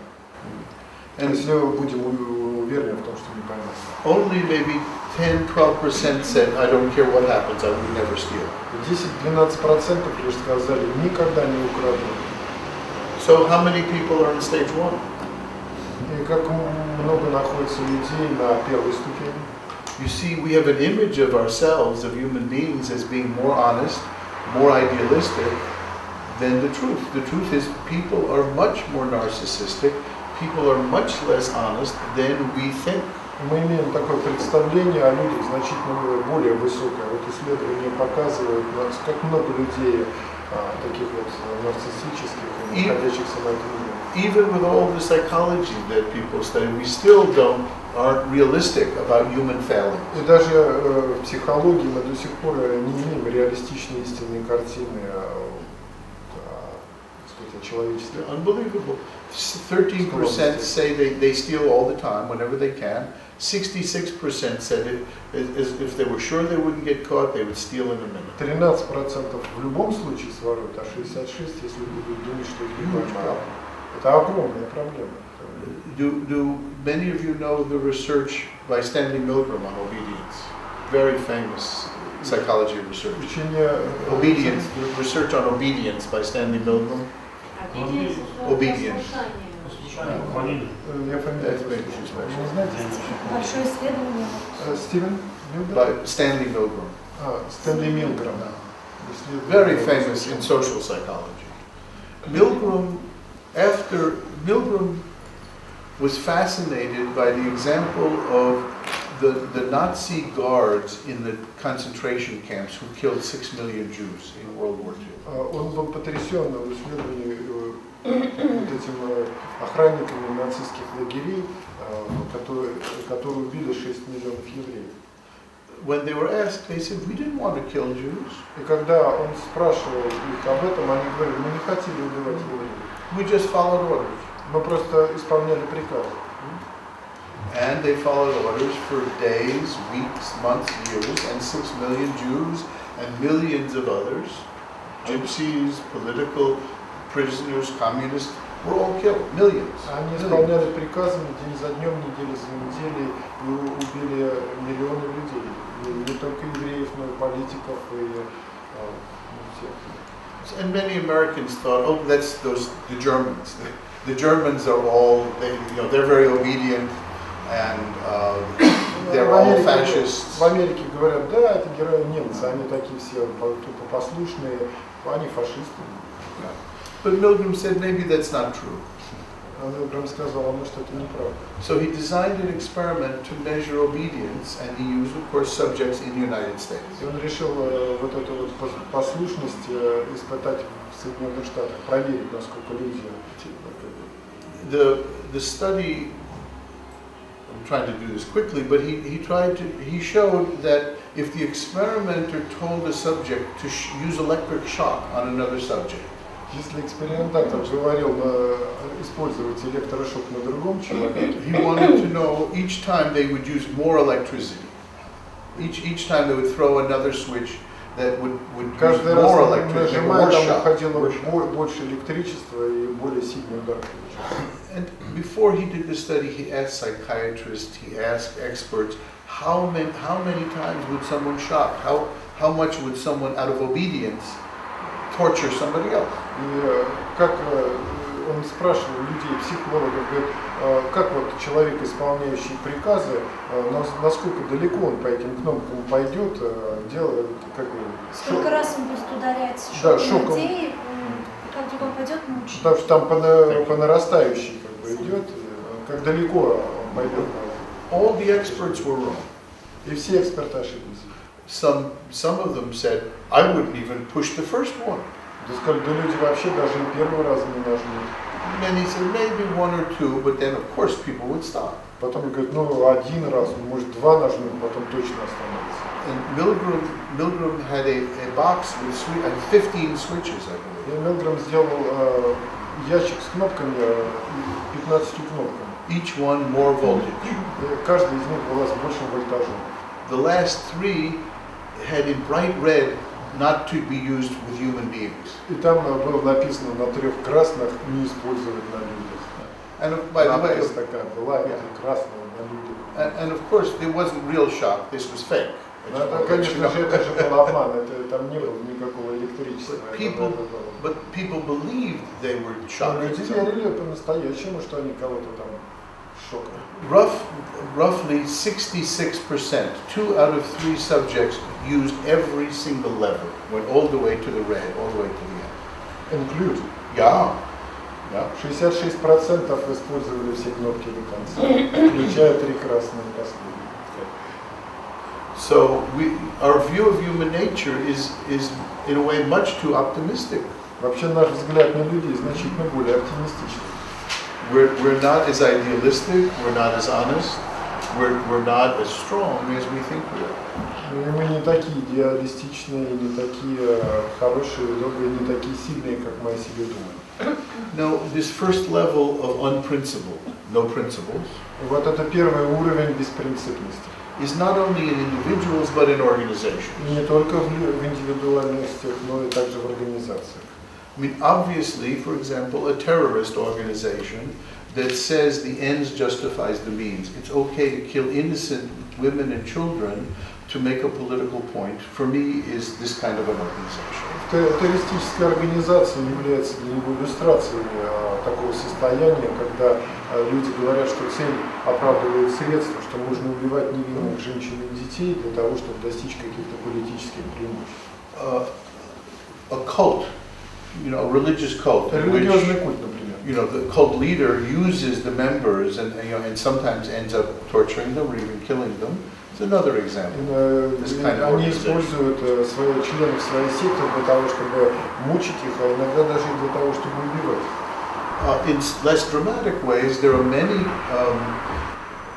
little factories in very poor countries where the working conditions are so bad that after some years the workers go blind or they become seriously ill because of chemicals. And the people who own the factories don't care. They have, again, the ends justify the means. Есть и такие организации, такие люди, которые имеют фабрики в развивающихся бедных странах, где работники, работающие на фабрике, в конце концов теряют здоровье, там, слепнут и так далее. И для этих организаций также цель оправдывает средства. There are also organizations, for example, that as long as they make a profit, it doesn't matter.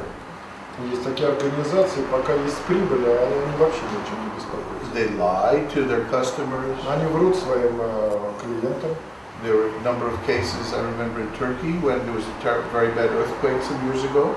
They found the builders used very, very cheap materials and the apartment houses fell down. Many people died. Вот в Турции был пример, когда люди, строившие дома, использовали такие неправильные материалы, что когда произошло землетрясение, эти дома также рассыпались просто в прах. So all of these things also often in an organization like this, a cult, or the people usually run by fear. They run the organization by fear. Как правило, такие организации, они как бы движимы страхом. Fear that people will be fired, or in a terrorist organization, fear that they'll be killed if they don't listen. Ну да, террористические организации, что либо будут убиты, или такие организации промышленные, что люди просто будут уволены оттуда. But I believe any organization that says the ends justify the means. As long as you make a profit, as long as you are successful, it doesn't matter what you do, is an example of this first kind of organization. Все фирмы, которые живут по принципу цели оправдывает средства, являются вот этим первым типом организации. And there are people, of course, feel the same way. И люди также себя чувствуют. Of course, they often come together.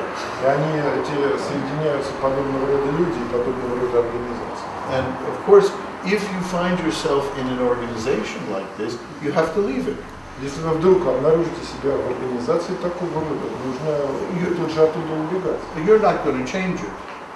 Вы ничего там не сможете изменить. I mean, maybe if you're Moses and God tells you to change things, confront the Pharaoh, and God gives you the power, maybe you could do it. Может быть, если вы Моисей и у вас есть власть над фараоном, да, что-то можно так. But imagine Moses without God's help. What kind of chance would he have? Но представьте, что у Моисея не было божественной помощи, что бы он мог сделать? Okay, Pharaoh, I have my stick. Let me see all your armies. How long is he going to last? Если бы он сказал, фараон, смотри-ка на мою палку, там, своей армии, сколько бы он там продержался, одну секунду. Если бы Бог не помог, там, не превратил его просто в змею, ну, знаете. So in a sense, if a society or an organization is like this, frankly, the best thing is to go. Если вдруг вы обнаружили организацию или что-то такого рода, то лучше уйти из нее, выйти из нее. And if possible, of course, one can sometimes expose the dishonesty, expose what's going on, publicize. Иногда происходят, конечно, такие моменты, когда вскрывается вот эта вот нечестность, и как бы она обнаруживается.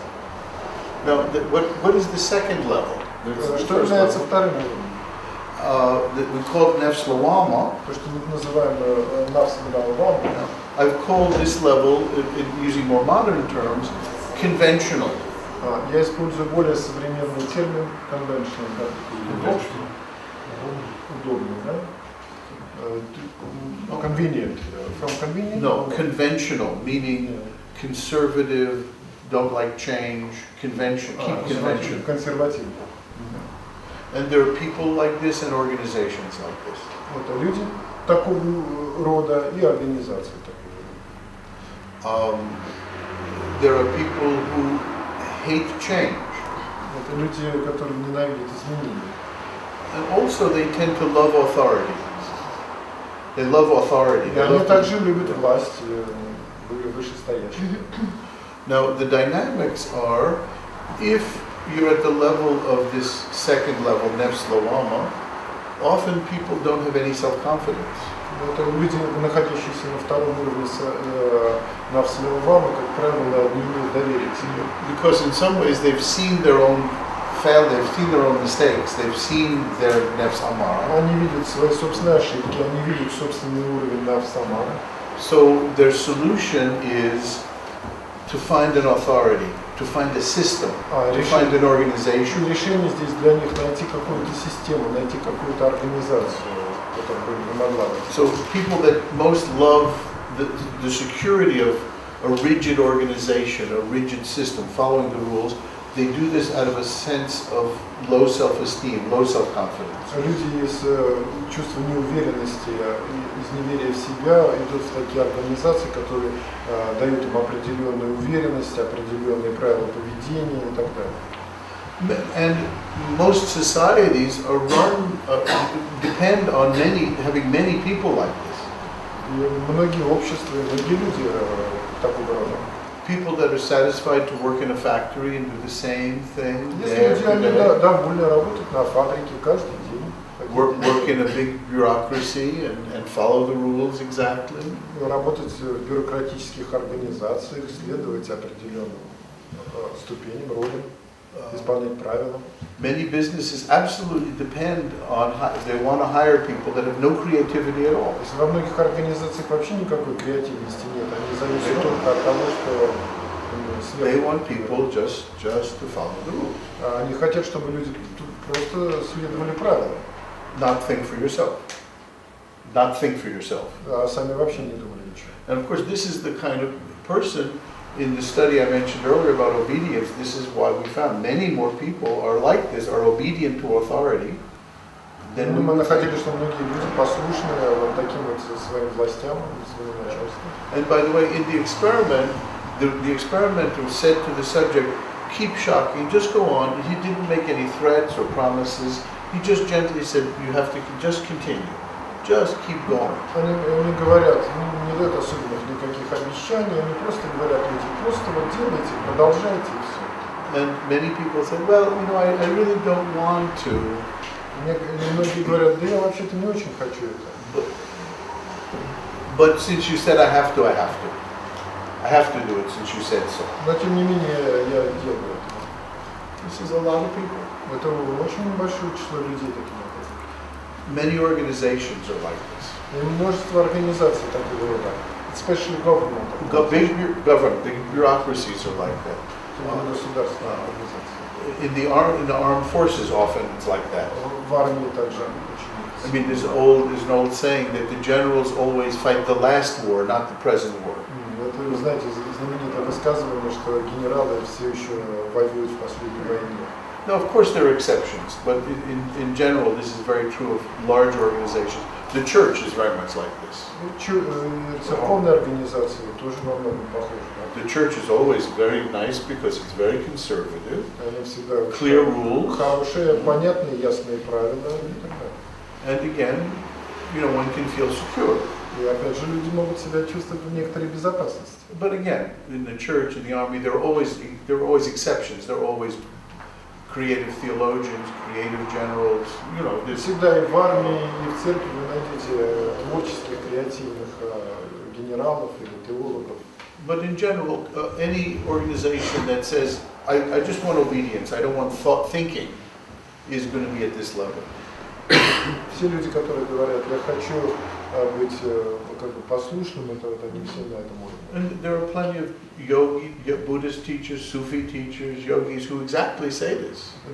Есть йоговские, буддийские учителя, которые точно говорят. Don't you dare think, just follow me. Ни о чем не думай вообще, только следуй за мной. And they often give very good reasons not to think. Иногда, just follow. Конечно, для некоторых людей есть серьезные основания, чтобы они не думали ни о чем, а следовали за ним. One form of business that's very much like this is a business that's owned and run by a family business. Можно сказать, что это вот семейный бизнес тоже в этом роде часто бывает. It's usually very conservative. Как правило, очень консервативно. I run things the way my father did, the way my grandfather Я did. делаю то, что делал мой папа, то, что делал мой дедушка. And in fact, I developed this system, this translation of the nefs with one of my ITP graduates, especially because we've been working with a business that's a family business. Was started out as a very conservative family business. Ну, так как в ITP мы работали с этим, особенно с консервативным семейным бизнесом, то мы формализовали это. And we worked very hard to get them to grow and change out of that conservative state. И очень мы работали с огромными затратами, с огромными усилиями, чтобы преодолеть вот это консервативное состояние этой организации. Не пришлось как-то. It was very interesting. The whole system in the business was designed to satisfy the family, not to make more than to make the business really successful. Интересно бывает, что такой род бизнеса, который предназначен скорее удовлетворять семью, чем действительно делать успешно какие-то вещи. There was a lot of stress on loyalty, personal loyalty to the owners, to the family of the Там owners. всегда вопрос личной преданности там, владельцам, хозяевам и так далее. The third level, which we call the nefs muhima, the inspired nefs, Третий уровень, который называется навс мухима или вдохновенный навс, I've called self-actualizing, out from Maslow. и термин Абрахама Маслоу самоактуализация. Это устойчивый термин в психологии, да, самоактуализация, извините, просто психологически. And the reason I use this term is because this term of Maslow's is very popular in American businesses and business schools. Я использую этот термин, потому что он очень популярен в американских бизнес-школах. But they don't understand Maslow. They really distort the concept. Они не очень-то хорошо поняли Маслоу, но просто как бы перевернули этот термин. The real term should be ego-actualizing. It's ego-actualizing. I'm successful. I'm the entrepreneur. Они используют это как актуализацию собственного эго. Я успешный, я предприниматель и так далее. And again, where I live and often work in Silicon Valley with lots of modern electronic companies, this is the ideal. Вы знаете, я живу в Силиконовой долине, где огромное количество компаний, вот это является идеалом. People are very competitive, they work long hours, and they put great stress on success, on creativity. Люди огромный акцент ставят на креативности, на успехе, то есть на тяжелом труде, на очень. Businesses are very competitive. И соревновательный, конкурентный бизнес. And something very interesting, Matt, they talk about a lot about team management. Let's have a team. Они говорят, команда Do they do you too? Team, not time, team. Like sports team, like a sports team. Мы команда, but с Microsoft. Absolutely. Well, Microsoft is an interesting case. Okay, I'll okay, talk about okay. Microsoft. Because what is a team? You see, if you're a baseball team, Что такое команда? Смотрите, бейсбольная you want to команда. win and you want to just defeat the other team. Вы хотите выиграть, вы хотите So it's победить all другую it's команду. win-lose. It's not cooperation, it's competition. Это не Не сотрудничество. сотрудничество, а соревнование. So there's cooperation within the team, but competition with everyone else. Получается, что внутри здесь сотрудничество, а вовне идет соревновательность. And Microsoft is an interesting example. А вот Microsoft является интересным примером. Because Microsoft is in many ways a level 3 ego-actualizing, hard success company, but it valued success so much it dropped to level 1. It went all the way down to level 1 because it believed that it was like the Pharaoh, it was above the law. То есть они как бы вроде на третьем уровне Microsoft начинают, а потом они сваливаются на первый, становятся фараонами, которыми просто за пределами всех законов. Many companies. Yes, yes. Мы анализ делали вот прошлой весной. They work last. Этой весной вот социальным психологам This делали анализ. spring they make analysis about this and they discover that most of companies like Обнаружили, что у нас вот в России американские технологии в работе с персоналом проваливаются. American technology working with the people, they are fall. Именно потому, что они с третьего уровня сползают на первый.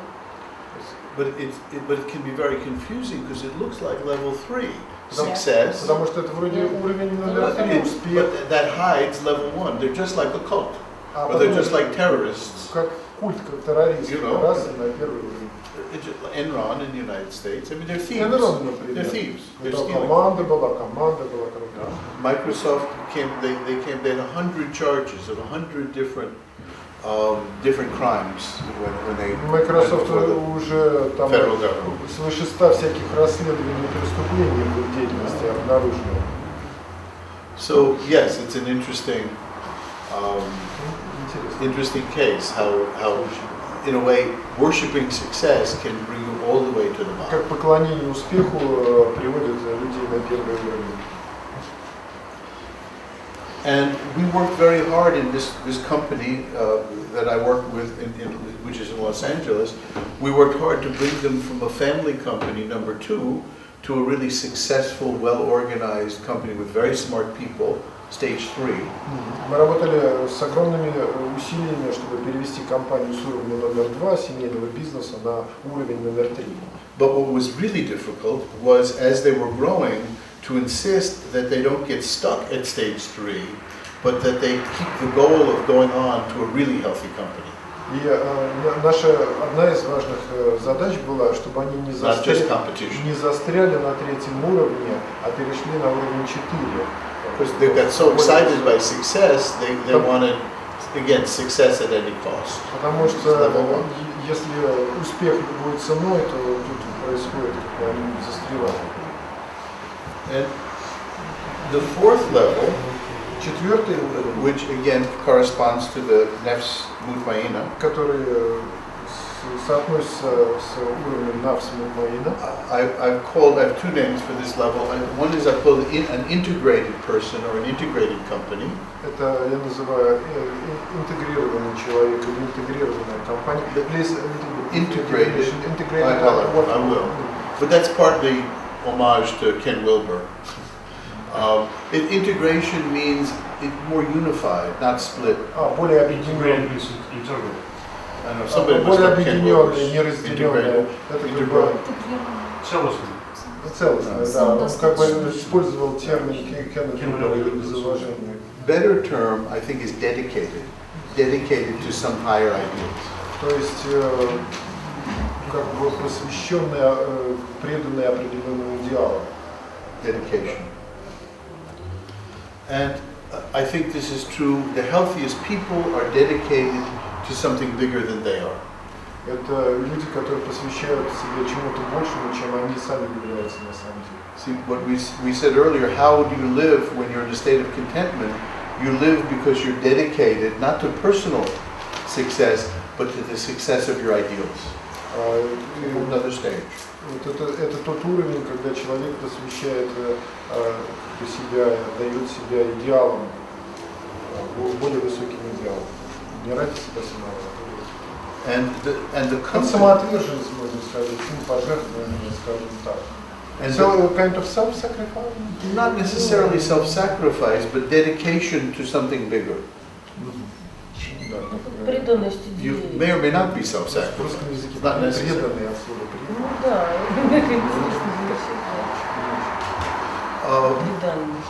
And I believe that companies, organizations that get to this state go beyond competition and really look for cooperation. Мне кажется, что организации, которые выходят за уровень конкуренции и соревновательности, они выходят на уровень сотрудничества и взаимодействия. They really operate out of a sense of ecology. Ну, как бы в терминах экологии они как бы... That somehow they have to contribute to the health of the economy of the world, of their country and of the world, not just their own success. Они вносят как бы свой вклад в здоровье всего мира, а не только своей компании. Yeah, well, there's an excellent study that was done by two business psychologists. Два бизнес-психолога сделали замечательное исследование. A book called Built to Last. Very good book. Built to Last. Построй, чтобы... В конце концов построить. It's a little bit of a joke in English. Это немножко шутка как бы. Ну, It- построить в конце концов.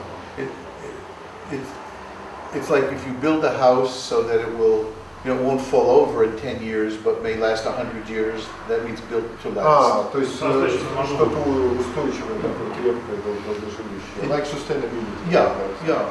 They studied companies that had been around for over 100 years. Они исследовали компании, которые вот работают последние 100 лет. And they said, what distinguishes a company that has stayed in existence for more than 100 years, sometimes 200 years? Иногда некоторые компании 200 лет существуют. Что в них, что составляет их суть? And what they found was these companies had a deep sense of purpose, a dream, if you will, a purpose, not just a 5-year mission.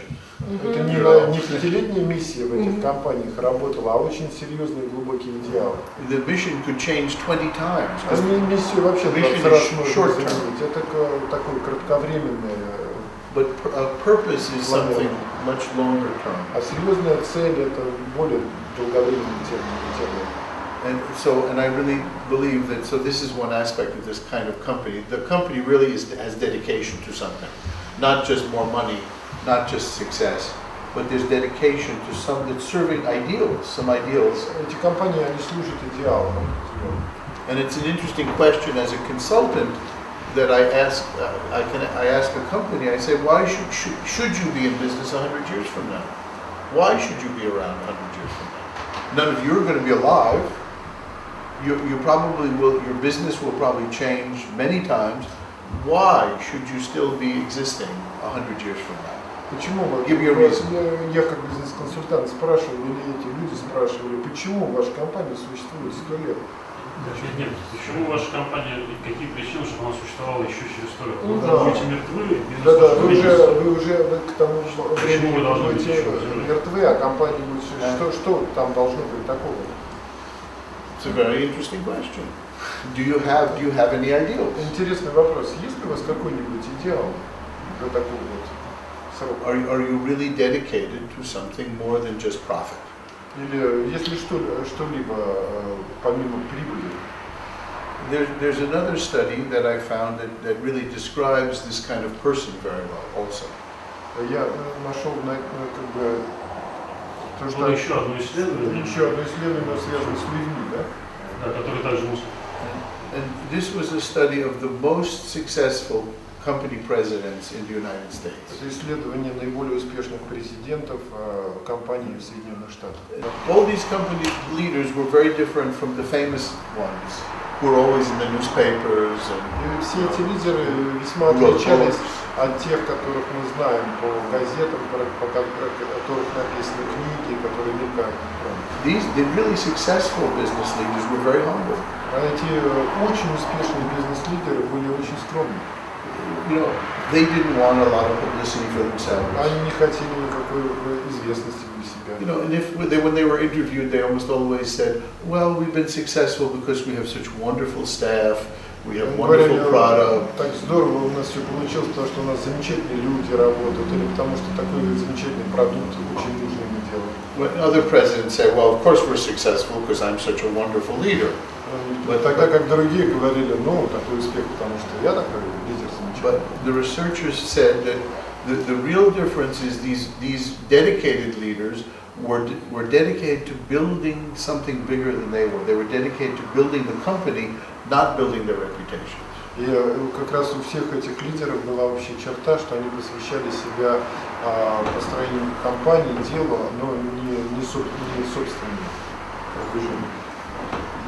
And what I'd like to suggest is this is a very simple model, only 4 stages.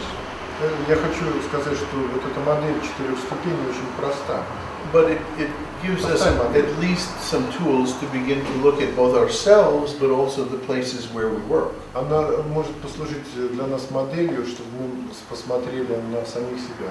If you're very lucky, you can actually work for a company that really does have this kind of dedication.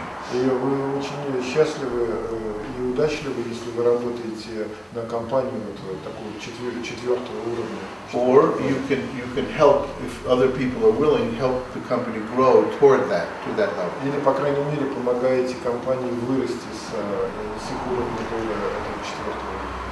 Many of you heard Bob Schmidt and Pat Luce, the co-presidents from ITP, talk at the conference. Вы слышали выступление Пэта Люса на конференции. And they really, Смит и Люс. Bob Schmidt и Пэт Люс, это тоже люди из ITP, они выступали с докладом на конференции. You know, believe me, ITP is not perfect. Поверьте мне, институт трансперсональной психологии не так совершенен. But I honestly believe everybody at the school, almost 99% of the people at the school, the students, the faculty, the administration, we're all dedicated to these ideals. Я верю, что 99% людей, которые у нас работают, преподают, они работают ради своих идеалов. And that's a tremendous strength. А это дает очень большую силу. It makes a huge difference. Это производит серьезное отличие. And I think it allows us to hire some of the best people. Even if we pay them a lot less money than anywhere else, they're much more willing to work for us because they believe in the ideals of the organization. Даже если мы им платим меньше денег, они работают, потому что они разделяют идеалы нашей организации. And I also want to just mention this little system as an example of how we can take old ideas or ancient ideas and begin to translate them into more modern terms. Я просто в данном случае хотел показать, как можно взять древние идеи и транслировать их в современные термины. I love the old Sufi terms, and I even love the Arabic. I've struggled for years trying to learn Arabic. Мне нравятся старые термины, арабский язык. Я много лет потратил на то, чтобы арабский язык. But in some ways, we really should be translating these things into terms that are modern terms that we understand from psychology, from business, from. В действительности хорошо, если они переведены в термины психологии, бизнеса и понятные теперь. See, I honestly believe if we look at this 4 stages, many people are stuck at this first narcissistic, dishonest stage. It's more common than we'd like to know. Но это, к сожалению, даже превышает то, что нам хотелось бы, то, что многие компании все-таки находятся на первом уровне нарциссизма. And under pressure, sometimes the environment will push us and we feel pressure to go there, to be dishonest, to be misleading. Но иногда чувствуем давление, производимое на нас, чтобы мы были, так сказать, бесчестными. That can happen for companies, it can happen to countries. Это не помогает ни компании, ни стране. Я думаю, что случится как с компанией, так и с целой страной. Давление. Да, такое давление. I think in some ways, and here I'm being recorded, I think the United States went crazy after 9/11. Просто после событий, сами помните, 11 сентября в Америке произошло, случилось со всей Америкой. To some extent, I think it went to level 1. В некотором смысле Америка опустилась на первый уровень. Там камеры чуть-чуть приглушите. Вы помните, вы... I don't care. I'm not afraid. I'll go to jail. So there are nice Muslims in Guantanamo. I'll make friends. Говорят, хорошие ребята в Гуантанамо, мусульмане. But seriously, America went crazy. We killed more people in Afghanistan and Iraq, innocent people, than were killed in 9/11. То есть уже получилось, что в Ираке и в Афганистане было убито народ значительно больше, чем было потеряно в результате. But nobody wants to know that. Nobody wants to know. А никто даже думать об этом и знать об этом никто не хочет. We went to the ends justify the means. We became so terrified of the terrorists that we became terrorists. что получилось так, что мы настолько оказались испуганы террором и террористами, что сами стали террористами. It's very embarrassing to be a part of a country that Быть частью страны, had collective insanity, but I think that's где what коллективное помешательство такое имеет место. I pray that America gets healthy again. Я молю, чтобы Америка опять выздоровела. So, you see, at any level, one can drop into this level one. Видите, что с любого уровня можно упасть на уровень, на первый уровень. I think many organizations and people are really at level 2.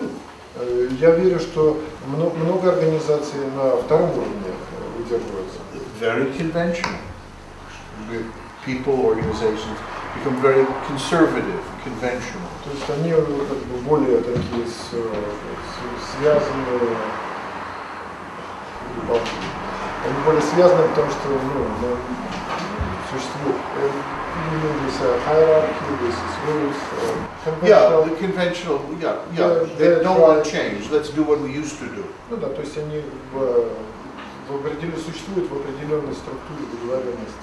It's true among scientists. Вот среди ученых это. Many scientists became very upset if some new theory comes along, and instead of considering the theory logically or scientifically, they just reject it as stupid or, not scientific or whatever. It's a kind of conservative. То есть они многие вещи не принимают из различных соображений, говорят, там, это не научное и так далее, из своей консервативности. Отказываются от многих очевидных вещей. As I said, many companies, many large organizations really want people to be obedient, not to be creative. И надо честно сказать, что во многих компаниях предпочтут, чтобы люди были послушными, нежели чем креативными. But we can also look. It's maybe more complex than this. There's a positive side to each of these stages too. Более сложно, потому что есть и позитивные стороны второй ступени. For example, if I want to go into the hospital to have my appendix taken out. Например, если я хочу пойти в больницу, чтобы мне там аппендицит вырезали. Maybe I'd like a conservative surgeon. Я бы, наверное, захотел какого-то консервативного врача для экспериментатора. Not someone who says, "Let me try some new interesting experimental technique today." Как бы, чтобы кто-то сказал, давайте попробуем новую интересную технику на вас. Yeah, I'd like someone who's perhaps conservative. Нет, я бы хотел, пускай будет консервативный. Even at the first level, the narcissism of level 1. Даже нарциссизм первого уровня. There are some great actresses and actors who are huge, terrible narcissists. Есть прекрасные актеры и актрисы, которые ужасны. But they use it very well. Но они очень здорово это используют. They use it in art incredibly successfully. Они используют это в своем искусстве и успешно, в крайней степени. They often have terrible personal lives because but when they're actually acting, they can be fantastic. И у них, как правило, ужасная личная жизнь, но когда они представляют что-то, они фантастические. I've known psychologists like that as well. Есть и психологи такого рода. When they work, they're really wonderful working with Когда он people. They работает, love to be the therapist, когда он in работает, charge. ему нравится быть They're very good. терапевтом, он очень хороший. But I knew some who never stopped being a therapist. They couldn't be equals with other people. They couldn't be equal. They always had to be doing consulting or therapy with other people. То есть эти люди просто никогда не становятся людьми, они просто в каждую секунду времени они терапевты, они со всеми людьми исполняют. So the narcissism can work in one area, but it usually doesn't work in the rest of your life. It doesn't work in all your life. It just may work in one area, like. Нужно, чтобы это не захватывало всю жизнь, а чтобы профессия была в определенной области работы. And again, to go to level 3, I work with my colleague very hard to bring up inefficient business to a place of greater efficiency, which is more like level 3. To have more efficient systems, have people that were very, very competent at their jobs, as opposed to people that got along well with the family that owned the business. То есть он говорит, что, еще раз повторяю, что очень трудно нам с коллегой пришлось, когда мы работали с компанией второго уровня, с семейным бизнесом, чтобы привести их на третий уровень. And it was a pleasure to bring in very smart, very good people. Это Great pleasure. великое удовольствие было работать с ним. But again, there's what I would call the Microsoft danger. Но я говорю, опять же, здесь выступает вот эта вот опасность Microsoft. That if you just worship a certain kind of success, the danger is that you'll seek success at any cost. Когда вы поклоняетесь успеху, то есть всегда опасность войти в состояние успеха любой ценой. What about Apple? I'll handle Apple in a minute, because in the company that I'm now working with, we're now bringing in new people who are very competent, but also very idealistic. We're really moving towards stage 4. То есть люди, которые работают в этой компании, они такие очень соревновательные, конкурентные, но тем не менее, что они готовы идти на 4-й уровень. They're very conscious. They said this company is trying to build something that's really different than other companies. I've tasted this in my old company, but I think you guys are sincere, and you're not there yet. I understand it, but you're really moving toward this goal of dedication, of having purpose, and I want to work with you. The new employees. I can say. Sure. In the company that I've been working with, the newest employees are both very competent, but also they're idealists. And they really. Наши сотрудники, они с одной стороны очень компетентные специалисты, но с другой стороны также очень идеалистичные люди, то есть верящие в высокие идеалы. And they're attracted by this sense of purpose, of dedication. И они приходят в нашу компанию, потому что их привлекает та высокая цель, которую мы все ставим перед собой. Apple. Question about Apple. Вопрос по поводу переводите, я чуть-чуть это немного замылил. My feeling is Apple is pretty much a level 3 company. Но по моим ощущениям, Apple является где-то компанией 3-го уровня. They're very creative, they're very smart. Они очень креативные, умные. But no one would ever call Steve Jobs humble. Но никто Стива Джобсом еще не мог сказать человеку. He's very good, but he loves publicity. He loves to take credit for Хороший парень, но ему being a creative нравится guy. известность, ему нравится, когда его хвалят. So it has that taste of level 3 to me. Well, he's very good. This man, I admire him very much. He's very creative. Я им восхищаюсь как креативным человеком, но в компании есть такой 2-3 уровень. But he's not the dedicated. There's one interesting term again in English for the people at level 4 companies are what I would call servant leaders. Servant leaders. Ну, то есть есть такой термин интересный в английском, который можно применить в компании 4-го уровня, как бы люди лидеры, но при этом они и слуги.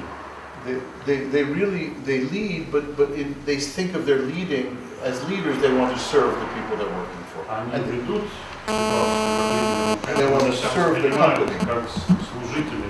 They want to serve the company. They want to serve the ideals of the company. Компании идеалом, ради которых эта компания создана. See, I think the old model was what I would call the hero leader. Потому что старая модель я бы назвал это, когда лидер как герой выступает. That's why we have in Moscow in every city somebody with a sword riding on a horse. Поэтому, как в Москве, как и в других городах, везде есть памятник дяденьке на лошади. And as we know, it even has to be a male horse. И даже лошадь это жеребец, а не корова.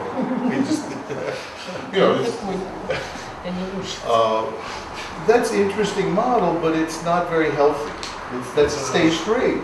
Это интересная модель, но не очень здоровая. It's very male. Модель 3-го уровня, такая мужская. Whereas a servant leader doesn't need to be riding on a horse or have big statues or have big articles in the newspaper. Таким лидерам, которые воспринимают свое лидерство как служение, им не нужны большие статуи, не нужна известность в газетах. They really are there to serve. То есть они здесь находятся, чтобы служить людям. And this concept was inspired by a book by Hermann Hesse. Эта концепция появилась в результате чтения книги Германа Гесса. I believe it was his book Journey to the East, in which Путешествие на the восток, servant really was the teacher for everybody. где некий слуга был учителем для всех людей. And that's a great lesson. And that's what I see, that's what I've seen in Sufism, that the older the older dervishes, instead of expecting people to serve them, actually teach by serving the others. Это то, что я испытал в суфизме, когда более старшие дервиши, вместо того, чтобы ждать, что люди будут их обслуживать, сами прислуживают людям и учат их таким образом. And I believe, again, for us to be happy and contented, if we think more of serving others and less of serving ourselves, И я думаю, что для каждого из нас, если мы хотим быть более уверенными, удовлетворенными, счастливыми, нам нужно думать о служении другим людям. there's an old Sufi story about this. Of course, there's always an old Sufi story. Как всегда, есть на эту тему старая суфийская история. The Sultan asks one of his advisors, why are the Sufis always fighting with the scholars? Султан как-то спросил своих советников, почему суфи все время спорят с учеными? And the scholars always criticize the Sufis, and the Sufis complain that the scholars are all kind of egotists and hypocrites. Why? А суфи всегда говорят, что ученые являются лицемерами, которые идут своим эго. So the Sultan invites the most famous scholars to come for a big dinner. Тогда султан пригласил наиболее известных ученых. They come in and there's a beautiful table filled with food. Они входят во дворец, там стоит прекрасный стол с всевозможными явствами. And they're all seated at the table. They're all quite hungry because they knew it was going to be a big feast. Они садятся за стол, их усаживают за стол, они достаточно голодны, приготовились к большой трапезе. And at each person's place there was a 4-foot-long spoon. И каждому дают ложку длиной в 4 фута, то есть метр 20. So they had a very difficult time to try to get food and to try to get into their mouth. It was almost impossible. И практически невозможно было такими ложками положить что-то себе в рот. And of course they ended up hungry and very angry because they got the food all over В themselves. результате они были достаточно голодными, но стали еще и злыми, потому что они как бы и не поели, и облились. And so the Sultan advisor says, you see, that's the scholars. Ну и советники говорят Now, султану, как выглядят ученые. Let's invite the Sufis. Давайте теперь суфи. Well, you know this is a Sufi story, so of course you know who wins. Понятно, поскольку история суфийская, то победят суфи. So all the Sufis come in and they're seated at the table, same beautiful tables, Все суфи вошли beautiful food, во дворец, их посадили за стол, long spoons, дали большие длинные ложки. and immediately they all know what the answer is. They immediately grab their spoons, take food from the plate of the person opposite them, and feed the person Они opposite. сразу же стали брать длинными ложками еду с тарелок людей, которые сидят напротив, и их кормить друг друга. Everybody got fed. Все накормились. And so the answer, it sounds simple, but it's not. If you think of serving others, you in fact get served far better yourself. То есть конец вроде бы простой, но мораль здесь такова, что если ты обслуживаешь других, работаешь на других, то в результате ты намного больше сам получишь. Whenever we eat, we almost always think, well, what's on my plate is important. I don't care what's on anybody else's plate. They'll take care of themselves. Когда мы едим, мы думаем о том, что лежит на нашей тарелке, мы не думаем о тарелках других людей. But my experience eating at the table with the Sufis is really very different. Но вот мой личный опыт поедания пищи вместе с суфиями, он совсем другой. Really has been one of the greatest lessons in my study of Sufism. Это был один из самых больших уроков в изучении суфизма. When I sit with my other dervishes, it feels like I'm surrounded by waiters. Потому что когда я сижу за столом с другими суфиями, ощущение такое, что я сижу с официантами. The person on my right, the person on my left, Справа, слева, напротив. people opposite, they all, if I run out of water, they immediately pour water. Если у меня вода заканчивается, мне сразу доливают. If I finish bread, someone immediately Если passes хлеб me a piece докладывается, of bread. кто-то мне хлеб сразу If I finish the food, someone immediately passes me more. Как только еда заканчивается, подносит новую. And of course, I try to do that for them also. Ну, естественно, я пытаюсь сделать то же самое взамен. And so we're all served much better than if we just thought about ourselves. И в результате мы все как-то намного лучше обслуживаемся, чем really если каждый работал на себя. I wish I could get you all to have this experience because it's really extraordinary. It's one Я of the хотел, most чтобы у beautiful нас был такой experiences опыт совместный. where you're all a little more concerned with what's on everybody else's plate And you have faith. чуть-чуть побольше бы продумал о том, You have что faith that what's on your совсем. plate, you won't starve. What's on your plate is going to be enough. You don't have to just focus on И не your. беспокойтесь, то, что будет на вашей тарелке, вам хватит. It's a very different way of thinking. То есть это совершенно другой тип мышления. And I've also found many dervishes will forget sometimes. So they're И good я for a также while, обнаружил, что многие дервиши забывают об этом. but then they get so involved in eating, they don't notice that someone needs a glass of water, someone needs some bread. They Они forget. пообслуживают немножко, а потом настолько залезают в свою тарелку, что забывают, что вода у другого уже кончилась, или хлеба не хватит. So it's still practice. You see, mealtime for me, I remind our dervishes in California, meal times is one of the great times to practice Sufism, to practice being a servant, or being a waitress, being a waiter to your neighbors, to serve them without thinking so much about serving yourself. Поэтому есть чем еще позаниматься. Я напоминаю своим дедушкам в Калифорнии, что время еды – это один из самых лучших моментов для практики суфизма, то есть для практики служения другим людям. Now, of course, if I say to you, go do that in your lives, go think about serving other people, don't worry about getting served yourself. Ну, конечно, если я вам говорю сейчас, идите в жизнь, служите If другим, I не said думайте that о to себе. you, Если я вам это сказал, can you hear the voice inside you that's going to start arguing with me? слышите ли вы внутри себя голос, That's который начинает impractical. спорить со мной? Это That's not. нереалистично. What does this crazy American guy say? Что этот сумасшедший американец здесь на вас? If I just think of other people, I'll never get served. Если я буду только о других думать, я никогда о себе не подумаю. After all, let's be practical. This is the real world. We have to look out for ourselves. В конечном итоге нужно понимать, что реальность другая, нужно о себе самому беспокоиться. Isn't that what we say? Есть такое? And yet, think about your life. Do you know anybody in your life that honestly you think wants to serve you, cares about serving you, and might even serve you better than they would serve themselves? Do you have anybody like that in your life? Ну и подумайте, есть ли кто-то в вашей жизни, кто действительно хотел бы вам служить и служил бы вам больше даже, чем самому себе? Есть ли хоть один такой человек? We've all tasted that. Our parents, Это наши родители, our families, our loved ones. те, кого мы любим, наши семьи, члены нашей семьи. And wouldn't it be wonderful if we could let everyone around us have the feeling that we honestly, truly were dedicated to serving them, we're dedicated to serving the world, we're dedicated to serving the ideals that we care about, more than we're dedicated to serving our egos, our personal goals, our health, our fame, etc. Ну и разве это не было бы чудесно, если бы мы могли сделать так, чтобы другие люди вокруг нас испытали вот это ощущение? Что мы some problem arise. arise. Защищаем себя, чтобы служить Some problem. ни себе, ни своему здоровью и славе. People start to serve and expect after 1 minute the others start to serve to him. Yeah. That is Well, of course, that's hypocrisy. So there are really two problems. You remind me of a second. One problem is, I serve you. Ну да, So we're expecting back. Obviously not. Но есть ситуация такая, что когда ты кому-то что-то That's not делаешь, service. That's business. That's horse trading. сознательно ждешь от него что-то в ответ. Но это уже не служение, это бизнес, обмен. Люди не входят в это состояние, то есть вот сказано определенный способ поведения, определенный тип поведения.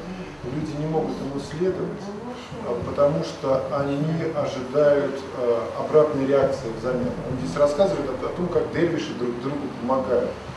Я вам говорю как практик.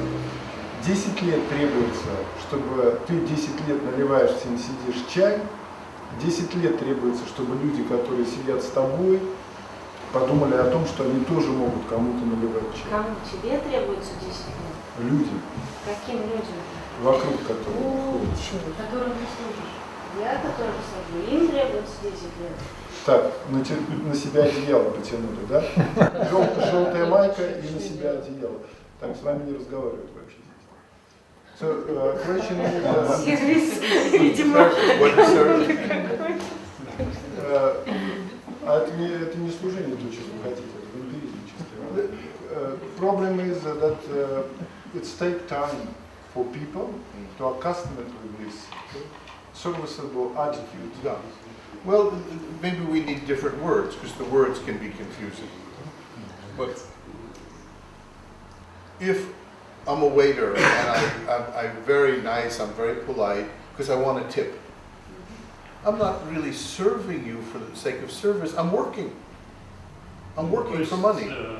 Понятно, если официант вас хорошо обслуживает, он это делает не потому, что он хочет служить вам, It's business. потому что он ждет хороших чаевых. That's okay. That's okay. There's nothing wrong with business. I mean, I do work for money myself sometimes. Бизнес это бизнес, я сам I like working for делаю money иногда. sometimes. But service to me means without thought of return.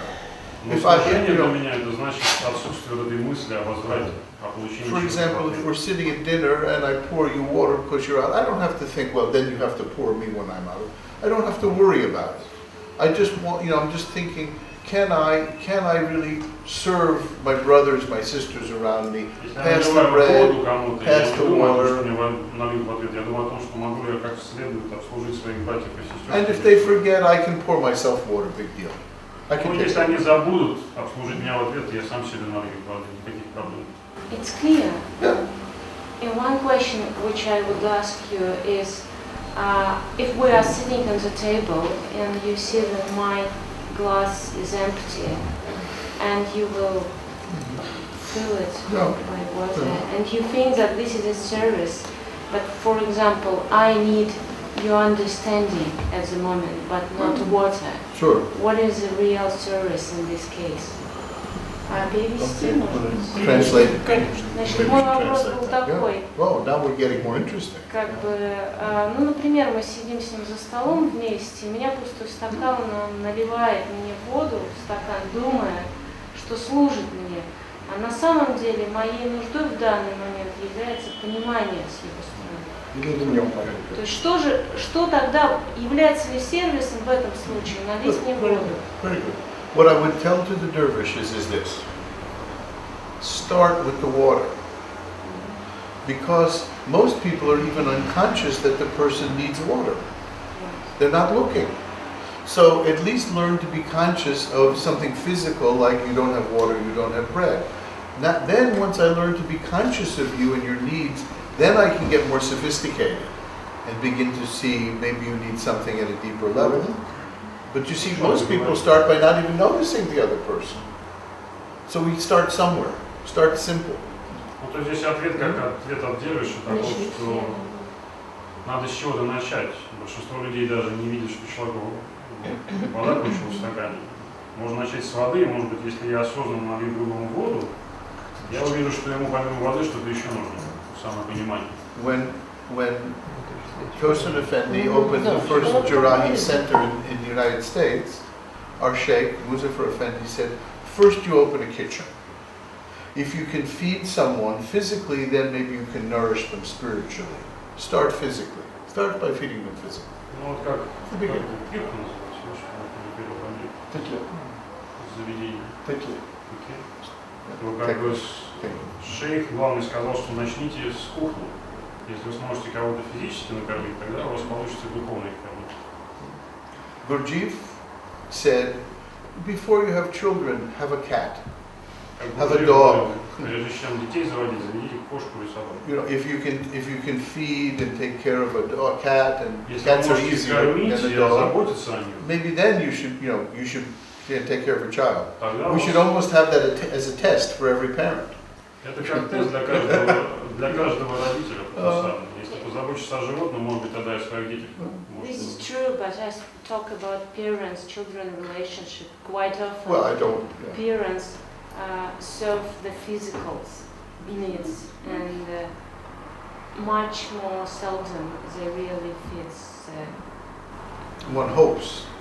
You Others. hope out of love they would serve the deeper needs. Yeah. But you're right. It's Вот здесь идея в том, что родители физическую как бы дают опеку, а духовные вопросы не решаются родителями. Правильно? Ну да, ну but you're asking Ну, как бы шейх говорит, что с физического начинаешь, а на остальное есть надежда.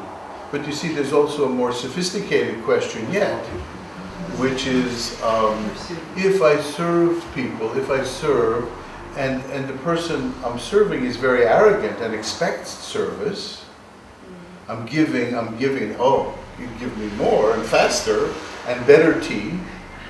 It should be warmer and it should be, better quality. Are you really serving them? Но с другой стороны, да, если вы кому-то служите, и он привык к этому, он говорит, хорошо, но только чай должен быть получше, погорячее, побыстрее. Опять вы ему уже не служите. So my sheikh was asked, he spoke beautifully about humility and service. Let others go first, see what's on other people's plate, don't worry about your plate. And then someone asked him, well, but what about the arrogant? Потому что когда мой шейх об этом говорил, он прекрасные слова подобрал, рассказывая. And he drew himself up and he had a huge, powerful voice. Нужно обслуживать другого человека, уступать и так далее. Его спросили, а что же по поводу гордыни этих людей? With the arrogant, be arrogant back. С ними надо точно так же повести себя. Because your humility to them is poison. Because you're feeding their arrogance. Потому что для этих людей смирение является ядом. Для людей наглых и невежественных нужно быть наглым и невежественным. Потому что смирение для них будет являться ядом. That's the answer to your question. Yeah? It's so simple when you hear a sheikh tell you. Because we think I should behave well. We need to think what does the other person need, not what do they want. What do they need?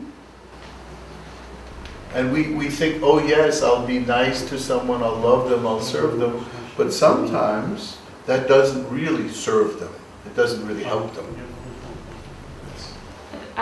In this case, I should be very... Это очень важная фраза. Подождите. Да. I'm sorry, sure. Oh, can you translate it into Turkish, to Russian? We're speaking Russian. Ну, там про то, что как бы это на самом деле может не быть сервисом. То есть нужно видеть реальную нужду человека, чтобы на самом деле ему служить. Ну, там еще был смысл, что можно, собственно говоря, и быть наглым и невежественным, да, но это может быть сказано служением. Если ты это делаешь с отношением служения, ты можешь быть таким. I just wanted to say that in this case, the person who is serving should have clear distinction, because sometimes he can just project to somebody that he is arrogant. Yes, of course. But he just don't want to serve. Yeah, sure. So probably to have a distinction, the person needs to be on the, I don't know, fourth level or where. Or you try it and you see how badly it works, and instead of keep over and over again, you say maybe there's a mistake. Можно попробовать и увидеть, что становится все хуже и хуже. И тогда становится ясно, что это ошибка. But I talked earlier today about how to open the heart, how to connect through the heart. I really believe that if you connect with another person from your heart, your intuition, not your head, but your not your rational thinking, but your intuition will begin to tell you what they really want or really need. So that's another level to this, that this work with the heart can go deeper and deeper. And also, you see, one old teacher of mine said, all these lovely outer forms of service, you know, and in Sufism they kiss the hand, they bow, it's so nice. He said, you know, if you just have that outer form without love and respect, it's like kissing a dead movie star. You're kissing a really handsome, really beautiful movie star who happens to be dead. You know, there's no life in it. There's beauty, outer beauty, but there's no life. It's pretty horrible. So we're also talking about not just the form, but this honest feeling what's underneath the form. In many ways, it's the way you do something, the subtle way. It's the motivation behind it. Это мотивация, которая находится за внешней формой. I think the greatest Sufi teacher in many ways in the last century Я думаю, что многие суфийские учителя последнего столетия was Mother Teresa. и таким учителем была мать Тереза. And what she said, it's not what you do, Она сказала, это не то, что ты делаешь, not what you do for others, but how much love you do it with. но важно то, с какой любовью ты это делаешь, насколько много любви. So that's another level to Это this. другой уровень надо вести. The first steps is to try to remember to keep one's heart open. Первая ступень это помнить, как держать сердце открытым. And perhaps to think about these different levels, to try to notice our different levels of motivation. There's self-centered narcissism. Просто понимая, удерживая в сознании эти уровни, видеть, где там нарциссизм присутствует. There's also a kind of conventionality. We have conservatism. Где, так сказать, присутствует некий консервативизм. Because every one of us, by the way, suffers from self-doubt. Так или иначе испытывает самосомнение. We all have narcissism. У всех у нас есть нарциссизм. Two, we all have self-doubt. И все мы сомневаемся в себе. Again, one of my great teachers, Feldenkrais, Feldenkrais, один из моих великих учителей, сказал, he что said, you can ты destroy можешь anyone, no разрушить matter who любого they are, человека, неважно, кто он есть, through enough criticism. через большое количество критики. That no matter how successful we are, no matter what we've Неважно, done, как ты успешен, there's a part of us that doubts ourselves. все равно есть какая-то часть нас, которая сомневается. There's a part of us that said, you know, if people really knew who I was, they wouldn't like Есть me часть so нас, much. которая говорит нам, люди знают, кто я есть. They wouldn't like me so much if they really Не knew очень, me. если бы они действительно знали, что у меня там внутри, кто я, они бы не очень меня So любили. there's a tendency in us to like authority, to like the Есть у нас system, тенденция любить власть, любить систему. to want to follow a teacher that's Следовать really учителю. confident, and also will let us not think. We don't have to think if we follow it. Даже не думать иногда, когда мы за кем-то Isn't that следуем. wonderful? Прекрасно, да. The system will do it for me. My teacher will do it for me. Система I сделает don't have это to за do it all меня, for myself. учитель мой сделает, нежели чем я сам That's, буду. that's in us. Это у нас во всех. One of my old teachers said this. Один my мой teacher старый said, учитель сказал, you know, God does 99% of the work for you. Бог это 90, Divine делает blessings. 99% работы для тебя. But you have to do only 1%. Ты должен делать только 1%. But Но you have to do 100% of your 1%. ты должен делать 100% из своего 1%. For example, Пример. someone gives you a beautiful new car. Кто-то вам дает замечательный новый автомобиль. They give you the keys and put them in your hand. И он кладет ключи от этого автомобиля в ваши руки. They even pick you up and put you behind the wheel in the driver's seat. И даже садится, так сказать, сажает вас перед рулем. They even take your hand and put the key. И берет вашу руку и втыкает в приборную доску ключ вместе с вашей рукой. You still have to turn the key. И все равно вам нужно повернуть этот ключ. What percent is turning the key? Какой процент в поворачивании ключа? Not even 1%. Look, the car has to have gasoline. The Всего car лишь has to have 1%. tires. Там есть все в машине. Бензин залит, колеса есть. The car has to have spark plugs, Все carburetor, есть свечи, electrical карбюраторы, system. система охлаждения и так далее. One wire disconnected to the lock, nothing happens. Все, и если один из проводов отсоединен от замка зажигания, то все, ничего не сработает. And with the most fantastic car in the world, filled with the best gasoline, unless you turn it on, it's nothing is dead. Даже самый лучший автомобиль до тех пор, пока заполненный бензином, пока вы не повернете ключ зажигания, ничто. And I find it very helpful to think, really, when I think I have big problems, I can think, I only have to do 1%. All I have to do is 1%. Хорошо, и у меня было, когда есть какая-то большая проблема, я думаю, хорошо, сделаю 1% из этого. And I have to do 100% of that 1%. Но я должен сделать 100% от этого 1%. If I turn the key halfway, it's not good enough. Нельзя повернуть ключ на полпути, наполовину.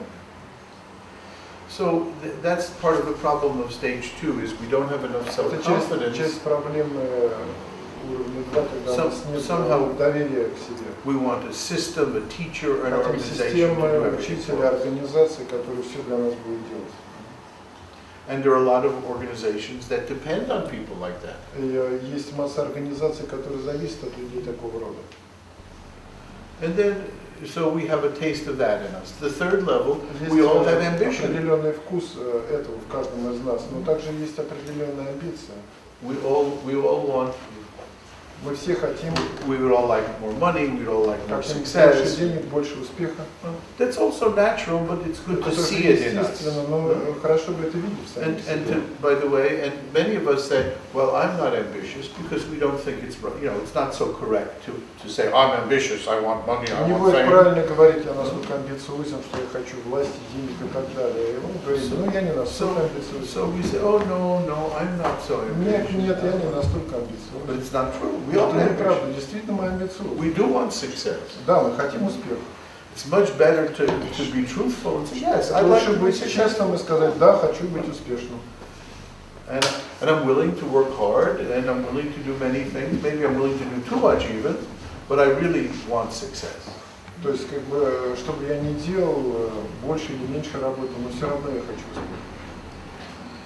And then finally, of course, I think all of us really long for something, values, ideals to live by, to dedicate ourselves to. Многие из нас хотели бы идеалов, ради которых стоило бы жить. We'd all like to be part of an organization or really a community Мы иногда не хотели бы быть частью организации или какого-то that сообщества. shares ideals. We really long for Хотели that. бы, стремились стать частью организации или сообщества, имеющей определенный идеал. And I honestly believe that as we deal with our egos, as we deal with this part of us, И воистину я верю, что работая с нашим эго, as I said earlier, является нашей частью. if we're not aware of our egos, it becomes a thief that takes all happiness, all Если мы не contentment, осознаем наше everything эго, from us. оно становится вором, который украдет все. But the more we become honest and see these tendencies and work with them, Чем больше мы видим это в себе, эти тенденции, работаем с ними, the more our ego becomes, our personality is under our control. We're not the master of our person. The personality is not the master. The personality becomes the servant. и наша личность перестает быть повелителем, наша личность становится слугой. There's another one of my favorite Sufi stories. Другая, одна из моих любимых суфийских историй. Once there was a king, Был powerful, король, wealthy king. мощный, богатый. You know, and often kings, empresses, they symbolize what we want. The pharaoh, and we want to be the pharaoh. We want to be the empress. We want that. И часто короли как бы являются символами того, что они хотят быть фараоном. Стать фараоном. And of course, we know that we do a better job. You do a better job as the pharaoh than the pharaoh. Понятно, что если бы мы стали фараонами, мы бы смогли больше и лучше выполнить свою работу. You know, if only I was the president, I would run the United States much Если better. бы я был Of президентом, course, я бы I'm значительно sure. лучше управлял страной, я в этом уверен. It's a kind of arrogance. I have no idea how I would run the United States. Это вид невежества. Я не знаю на самом деле, как управлять I Соединенными didn't even run Штатами. my little school very well. Я, в общем-то, не свою небольшую школу-то, и как So бы... the arrogance that I could run a whole country, I mean, it's amazing. И как бы невежество и наглость. Arrogant, no? Как бы... But I'm sure when you read the news about Russian politics, there's something, oh, if I only was, you know. Я читаю, что In charge, I would do a better job. Я бы лучше бы это все мог сделать. Политика с Россией. So anyhow, this king is he has a procession going through town, soldiers and the court Шел король riding в through town. процессии из города в окружении солдат. as the king goes by, everybody И bows, когда проходил король, все склонялись перед ним, except for one old dervish. за исключением одного старого дервиша. And he's sitting there with his prayer beads И going. он читал Allah, с четками и произносил слова Аллаха. He's just focusing on praying, and everyone else is focusing on the king. И он был сфокусирован на молитве, тогда как все на царе. Well, of course, as the king looks around, he sees this one person who's not bowing. И когда царь смотрел вокруг себя, он увидел человека, который не склонился. Stop! Yes, stops the procession. Он остановил процессию Bring that man to me. и сказал: ну-ка привести сюда этого человека. So the soldiers grabbed the Солдаты dervish, схватили bring him этого to the дервиша и king, притащили его к царю. still doing it. А он все продолжал делать молитву. Why didn't you bow to me like everybody else? Почему ты не склонился передо мной, как все прочие? The dervish said, well, O king, it's perfectly correct that they bow to you, but not correct for me to bow to you. Дервиш сказал: понимаете, это вполне правильно, что они склонились перед вами, но это неправильно для меня. Because they all want what you have. Your wealth, your power, your fancy clothes. Потому что все эти люди, склонившиеся перед вами, хотят то, что вы имеете, вашу прекрасную одежду, ваше положение и так далее. And they're also afraid of what you might do to them. You could throw them in prison or have them killed. И потом они боятся, что их могут бросить в тюрьму и убить. But I don't want what you have. А я не хочу то, что у вас есть. And I'm only afraid of what God might do to me. Я больше боюсь того, что Бог может мне сделать. So why should I bow to you? Почему я должен склоняться перед вами? And the king gets angry. His face gets red. И царь этот разозлился. And then the dervish adds, И тогда Дервиш добавил: besides, a free man shouldn't bow to a slave.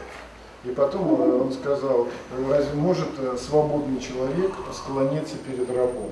The king, his heart almost stops. He turns white. Все почти He's сердце so beyond остановил furious. царя, он просто был в неистовстве. The soldiers kind of reach for their Солдаты уже weapons. схватились за кинжалы, за мечи. And the dervish says, you have two masters that became my servants, anger and greed. Он сказал: у тебя есть два повелителя, которые являются моими слугами. Это гнев и жадность. They're no longer my masters. Они уже не являются моими повелителями. So I'm a free man. Поэтому я свободный человек. And the king got up.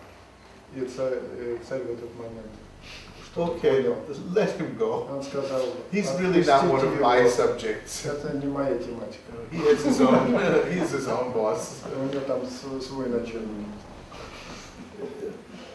That's the ideal for us to say, Вот yeah, это I'll be in идеал the для world. нас. I can be in the world, but I'm not going to be hypnotized. Сказать, то есть я могу быть в миру, но не быть загипнотизированным. The world will always threaten to take things away and promise fancy Мир rewards. что-то обещает, какие-то такие привлекательные какое-то нам воздаяние за что-то или что-то But забирает. can I remember that I'm not the servant of the world, Я and должен понимать, что я не слуга этого. I'm not the servant of my ego, I'm И not the что slave of my что ego. я не раб собственного эго.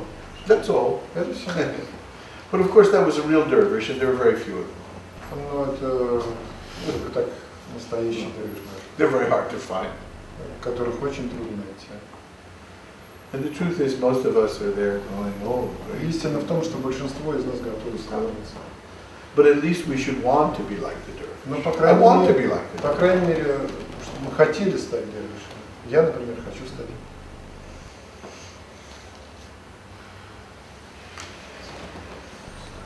Yeah. Well, any last questions? Последние вопросы. Yeah. Какова конечная цель развития всего мира с точки зрения именно сущности? То есть конечная точка не человек конкретно, а именно концептуально. What do you think about ultimate goal of the evolution of the mankind? Whole world, not just Mankind, whole world. What is ultimate goal? From your point, from Sufi point Yeah. of view. Well, I think our goal is to become human beings. Наша цель стать людьми. We pretend to be human beings. Мы как претендуем на то, что мы We even разумные. pretend to be healthy, normal human beings, but in effect we're not. We're run by fear, we're run by pride, Мы we're run by претендуем на greed. то, что мы нормальные, здоровые иллюзии, а нами управляют и страх, жадность. Now I asked about full universal. All the world, not for people or The whole animals. world? Yes, all the whole world with You mean- yes. Well, yeah. The last point, in accordance with Sufi view. Well, my teacher was once asked, Однажды учителя моего спросили, задали подобный вопрос. you know, shouldn't we work for world peace? Shouldn't we throw away weapons Нужно ли and нам bury our работать, weapons? биться за мир во Be всем peaceful. мире, чтобы нам выбросить там все оружие и прочее, чтобы стать мирными и спокойными? My teacher says, you know, if you throw your weapons away, your neighbors who keep their weapons are going to take you and your country and your weapons, and it's all over. И он сказал, что если вы выбросите оружие, а ваши соседи его оставят, они захватят вашу страну и все на этом He закончится. said, this world is not meant to be heaven, Он сказал, этот мир не предназначен быть раем. that there'll always be struggles. В этом мире всегда будет It's a борьба. place Это to место grow, борьбы, to это struggle место and to роста. keep growing. To grow. Место роста. There'll always be problems. И всегда будут проблемы. There'll always be problems. And ideally, we'll be always working to help serve other people who struggle, who have illness. Всегда приходится помогать людям, которые борются, у которых есть болезни. There'll always be orphans who've lost their parents. Всегда будут сироты, потерявшие родителей. I mean, it would be nice if nations weren't, invading other nations and making things worse. But there'll always be death, there'll always be illness. Всегда будет смерть, всегда будут болезни. The goal is that we help each other as Цель в much том, as we чтобы can, помогать друг другу в той степени, насколько мы можем это сделать. and that we use these hands of ours to wipe the tears of the widows, the widowers, and the orphans. Мы можем использовать наши руки для того, чтобы утирать слезы вдов и сирот. That we use our hands, our power to lift up those who have fallen down, Мы можем использовать наши руки для того, чтобы поднимать тех, кто упал, and to help. помогать. But in a sense, my teacher said, God has promised there'll always be people to help. The world will never become perfect. There'll always be people who need Всегда help. будут людьми, которые будут требовать нуждаться в Его помощи. учитель сказал, что всегда будет требоваться помощь. Of course, we should work to make the world better. Always. Конечно, мы work. всегда должны работать для того, чтобы сделать мир лучше. But I believe my teachers, and I think the same way, Я верю, так же, как и мой учитель, to work for some kind of perfection, I don't think it's going to come. работа ради определенного совершенства, которое I когда-либо. think it's very important to do what is right in front of you. Очень важно делать то, что находится прямо перед вами. Because I know some people in the United Я States, знаю людей в Штатах, которые let's write letters, let's help the state of the whole world, говорят, давайте письма напишем. and they don't notice there's somebody homeless and hungry right next to them, not right next door to А them. у in него their own neighborhood. рядом соседи голодные сидят. So I think we have to, yes, we should work for greater things, but we should also not forget what is right in front of us. Where are the poor in front of us? Where are the homeless? Конечно, мы должны работать Where ради is the людей, suffering in front не of думать о тех, кто рядом с нами, о тех, кто страдает, кто болен, кто беден. And I think we should also follow our hearts. Я думаю также, что мы должны в служении следовать своему сердцу. I mean, for example, Например, one example, when there was that terrible war in Bosnia, ужасная война в Боснии произошла, вы знаете. some of the women in California in our Sufi group were very touched by the stories that came from Bosnia. Некоторые женщины из нашей группы были сильно тронуты тем, что произошло в Боснии. They felt that these women who had been raped and tortured, they were their sisters and they wanted to help them. И там были какие-то женщины, которых мучили и так далее, и никто им помочь не мог. For whatever reason, it just deeply touched them, and they started raising money, and they started Эта женщина стала working to help. собирать деньги, чтобы помочь тем женщинам оставшимся. And we've also done it after there have been earthquakes, after there have been other Мы problems. делали также и делаем после землетрясений и других подобных вещей. But in this particular case, because a small group of women really were touched by what happened with the women in Bosnia, we ended up sending medicines. We sent a team of psychologists. Мы собрали лекарства, команду психологов для помощи этим женщинам. We got money from charities to work with these women who were, had terrible war traumas. Мы получили какие-то деньги на благотворительность для того, чтобы работать с этими травмами войны. We brought maybe 200 Bosnian students to Turkey, where one large Turkish organization was willing to put them up and put them in school and educate them. 200 боснийских ребят привезли в Турцию, чтобы там они могли получить We образование. brought students to the United States. We brought families to the United States. Несколько семей в Штаты, взяли несколько студентов на обучение в Штаты. Now, in one sense, this is very small. It's a very tiny little drop В некотором роде in the это ocean. маленькая точечка, маленькая капелька. But what my point is, this came out of just a very deep personal feeling of wanting to help. С моей точки зрения, это произошло из глубокого внутреннего чувства, из желания помочь. And ideally, we should all look at our hearts and see where our hearts call us to help, at whatever level. Нужно смотреть на свое сердце и смотреть, где-то вовне есть сердца, которые взывают к нашей помощи. Because I don't think there's any single problem that's so important that all of us have to work on the one problem. Я не думаю, что есть какая-то одна проблема, которую мы должны все работать. Есть множество проблем. Some of us have to work on ecology, otherwise we'll have no air left or no water left. И мы должны работать и в разных институциях ради того, чтобы у нас осталась вода и воздух. Some of us have to work with the homeless people that live in the cities next door to us. Really. Мы должны работать с бездомными людьми, которые в наших собственных городах находятся. I think some of us need to work with areas of the world like Africa, where there's terrible poverty, terrible starvation. Работать в таких местах, как Африка, где ужасная бедность. But it's my feeling is ideally each of us should be guided by our hearts, by our conscience, by this soul in us to act, to help in whatever ways that we can. We all have different capacities also. Мой идеал, я вижу свой идеал в том, чтобы сердце вело нас в этой работе, в этой помощи. Does that so? No.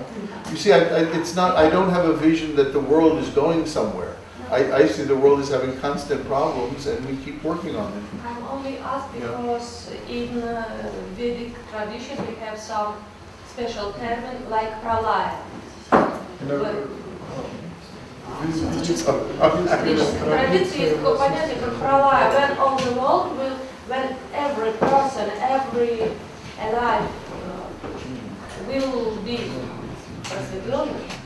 Enlightenment. Will be enlightenment, everything, in that moment, everything, the big God will recollect that He is one God. Oh yeah. And what is conception of Sufi for Same the thing. last day? The same thing. In a way, we believe that eventually the whole world will come to in a way, the world as we know it will end, and we'll all be transformed into being in a life that's closer to God. Мы знаем, что однажды этот мир прекратит свое существование, и вся жизнь здесь трансформируется в жизнь, которая будет ближе к Богу. But that, who knows when that's going to be? Но кто знает, когда это произойдет. Yeah. I thought you were asking because there are some people in America that say, "Oh, the world is, everybody's becoming more conscious. We're all becoming more spiritual." And I don't. No. Люди в Америке считают, что мир становится более сознательным, более духовным, но я в это не верю. I haven't noticed that happen. Я заметил, что такая вещь случилась, такое произошло. I wish it was. Я думаю, but no, I think these are cosmic changes, maybe. это космические изменения, кто знает, 1000, 10 тысяч лет понадобится. And the main question is, how do I live my life now? Вопрос, как я свою собственную жизнь должен вести. So tomorrow, 11 o'clock, Завтра в 11 часов. you, again, homework.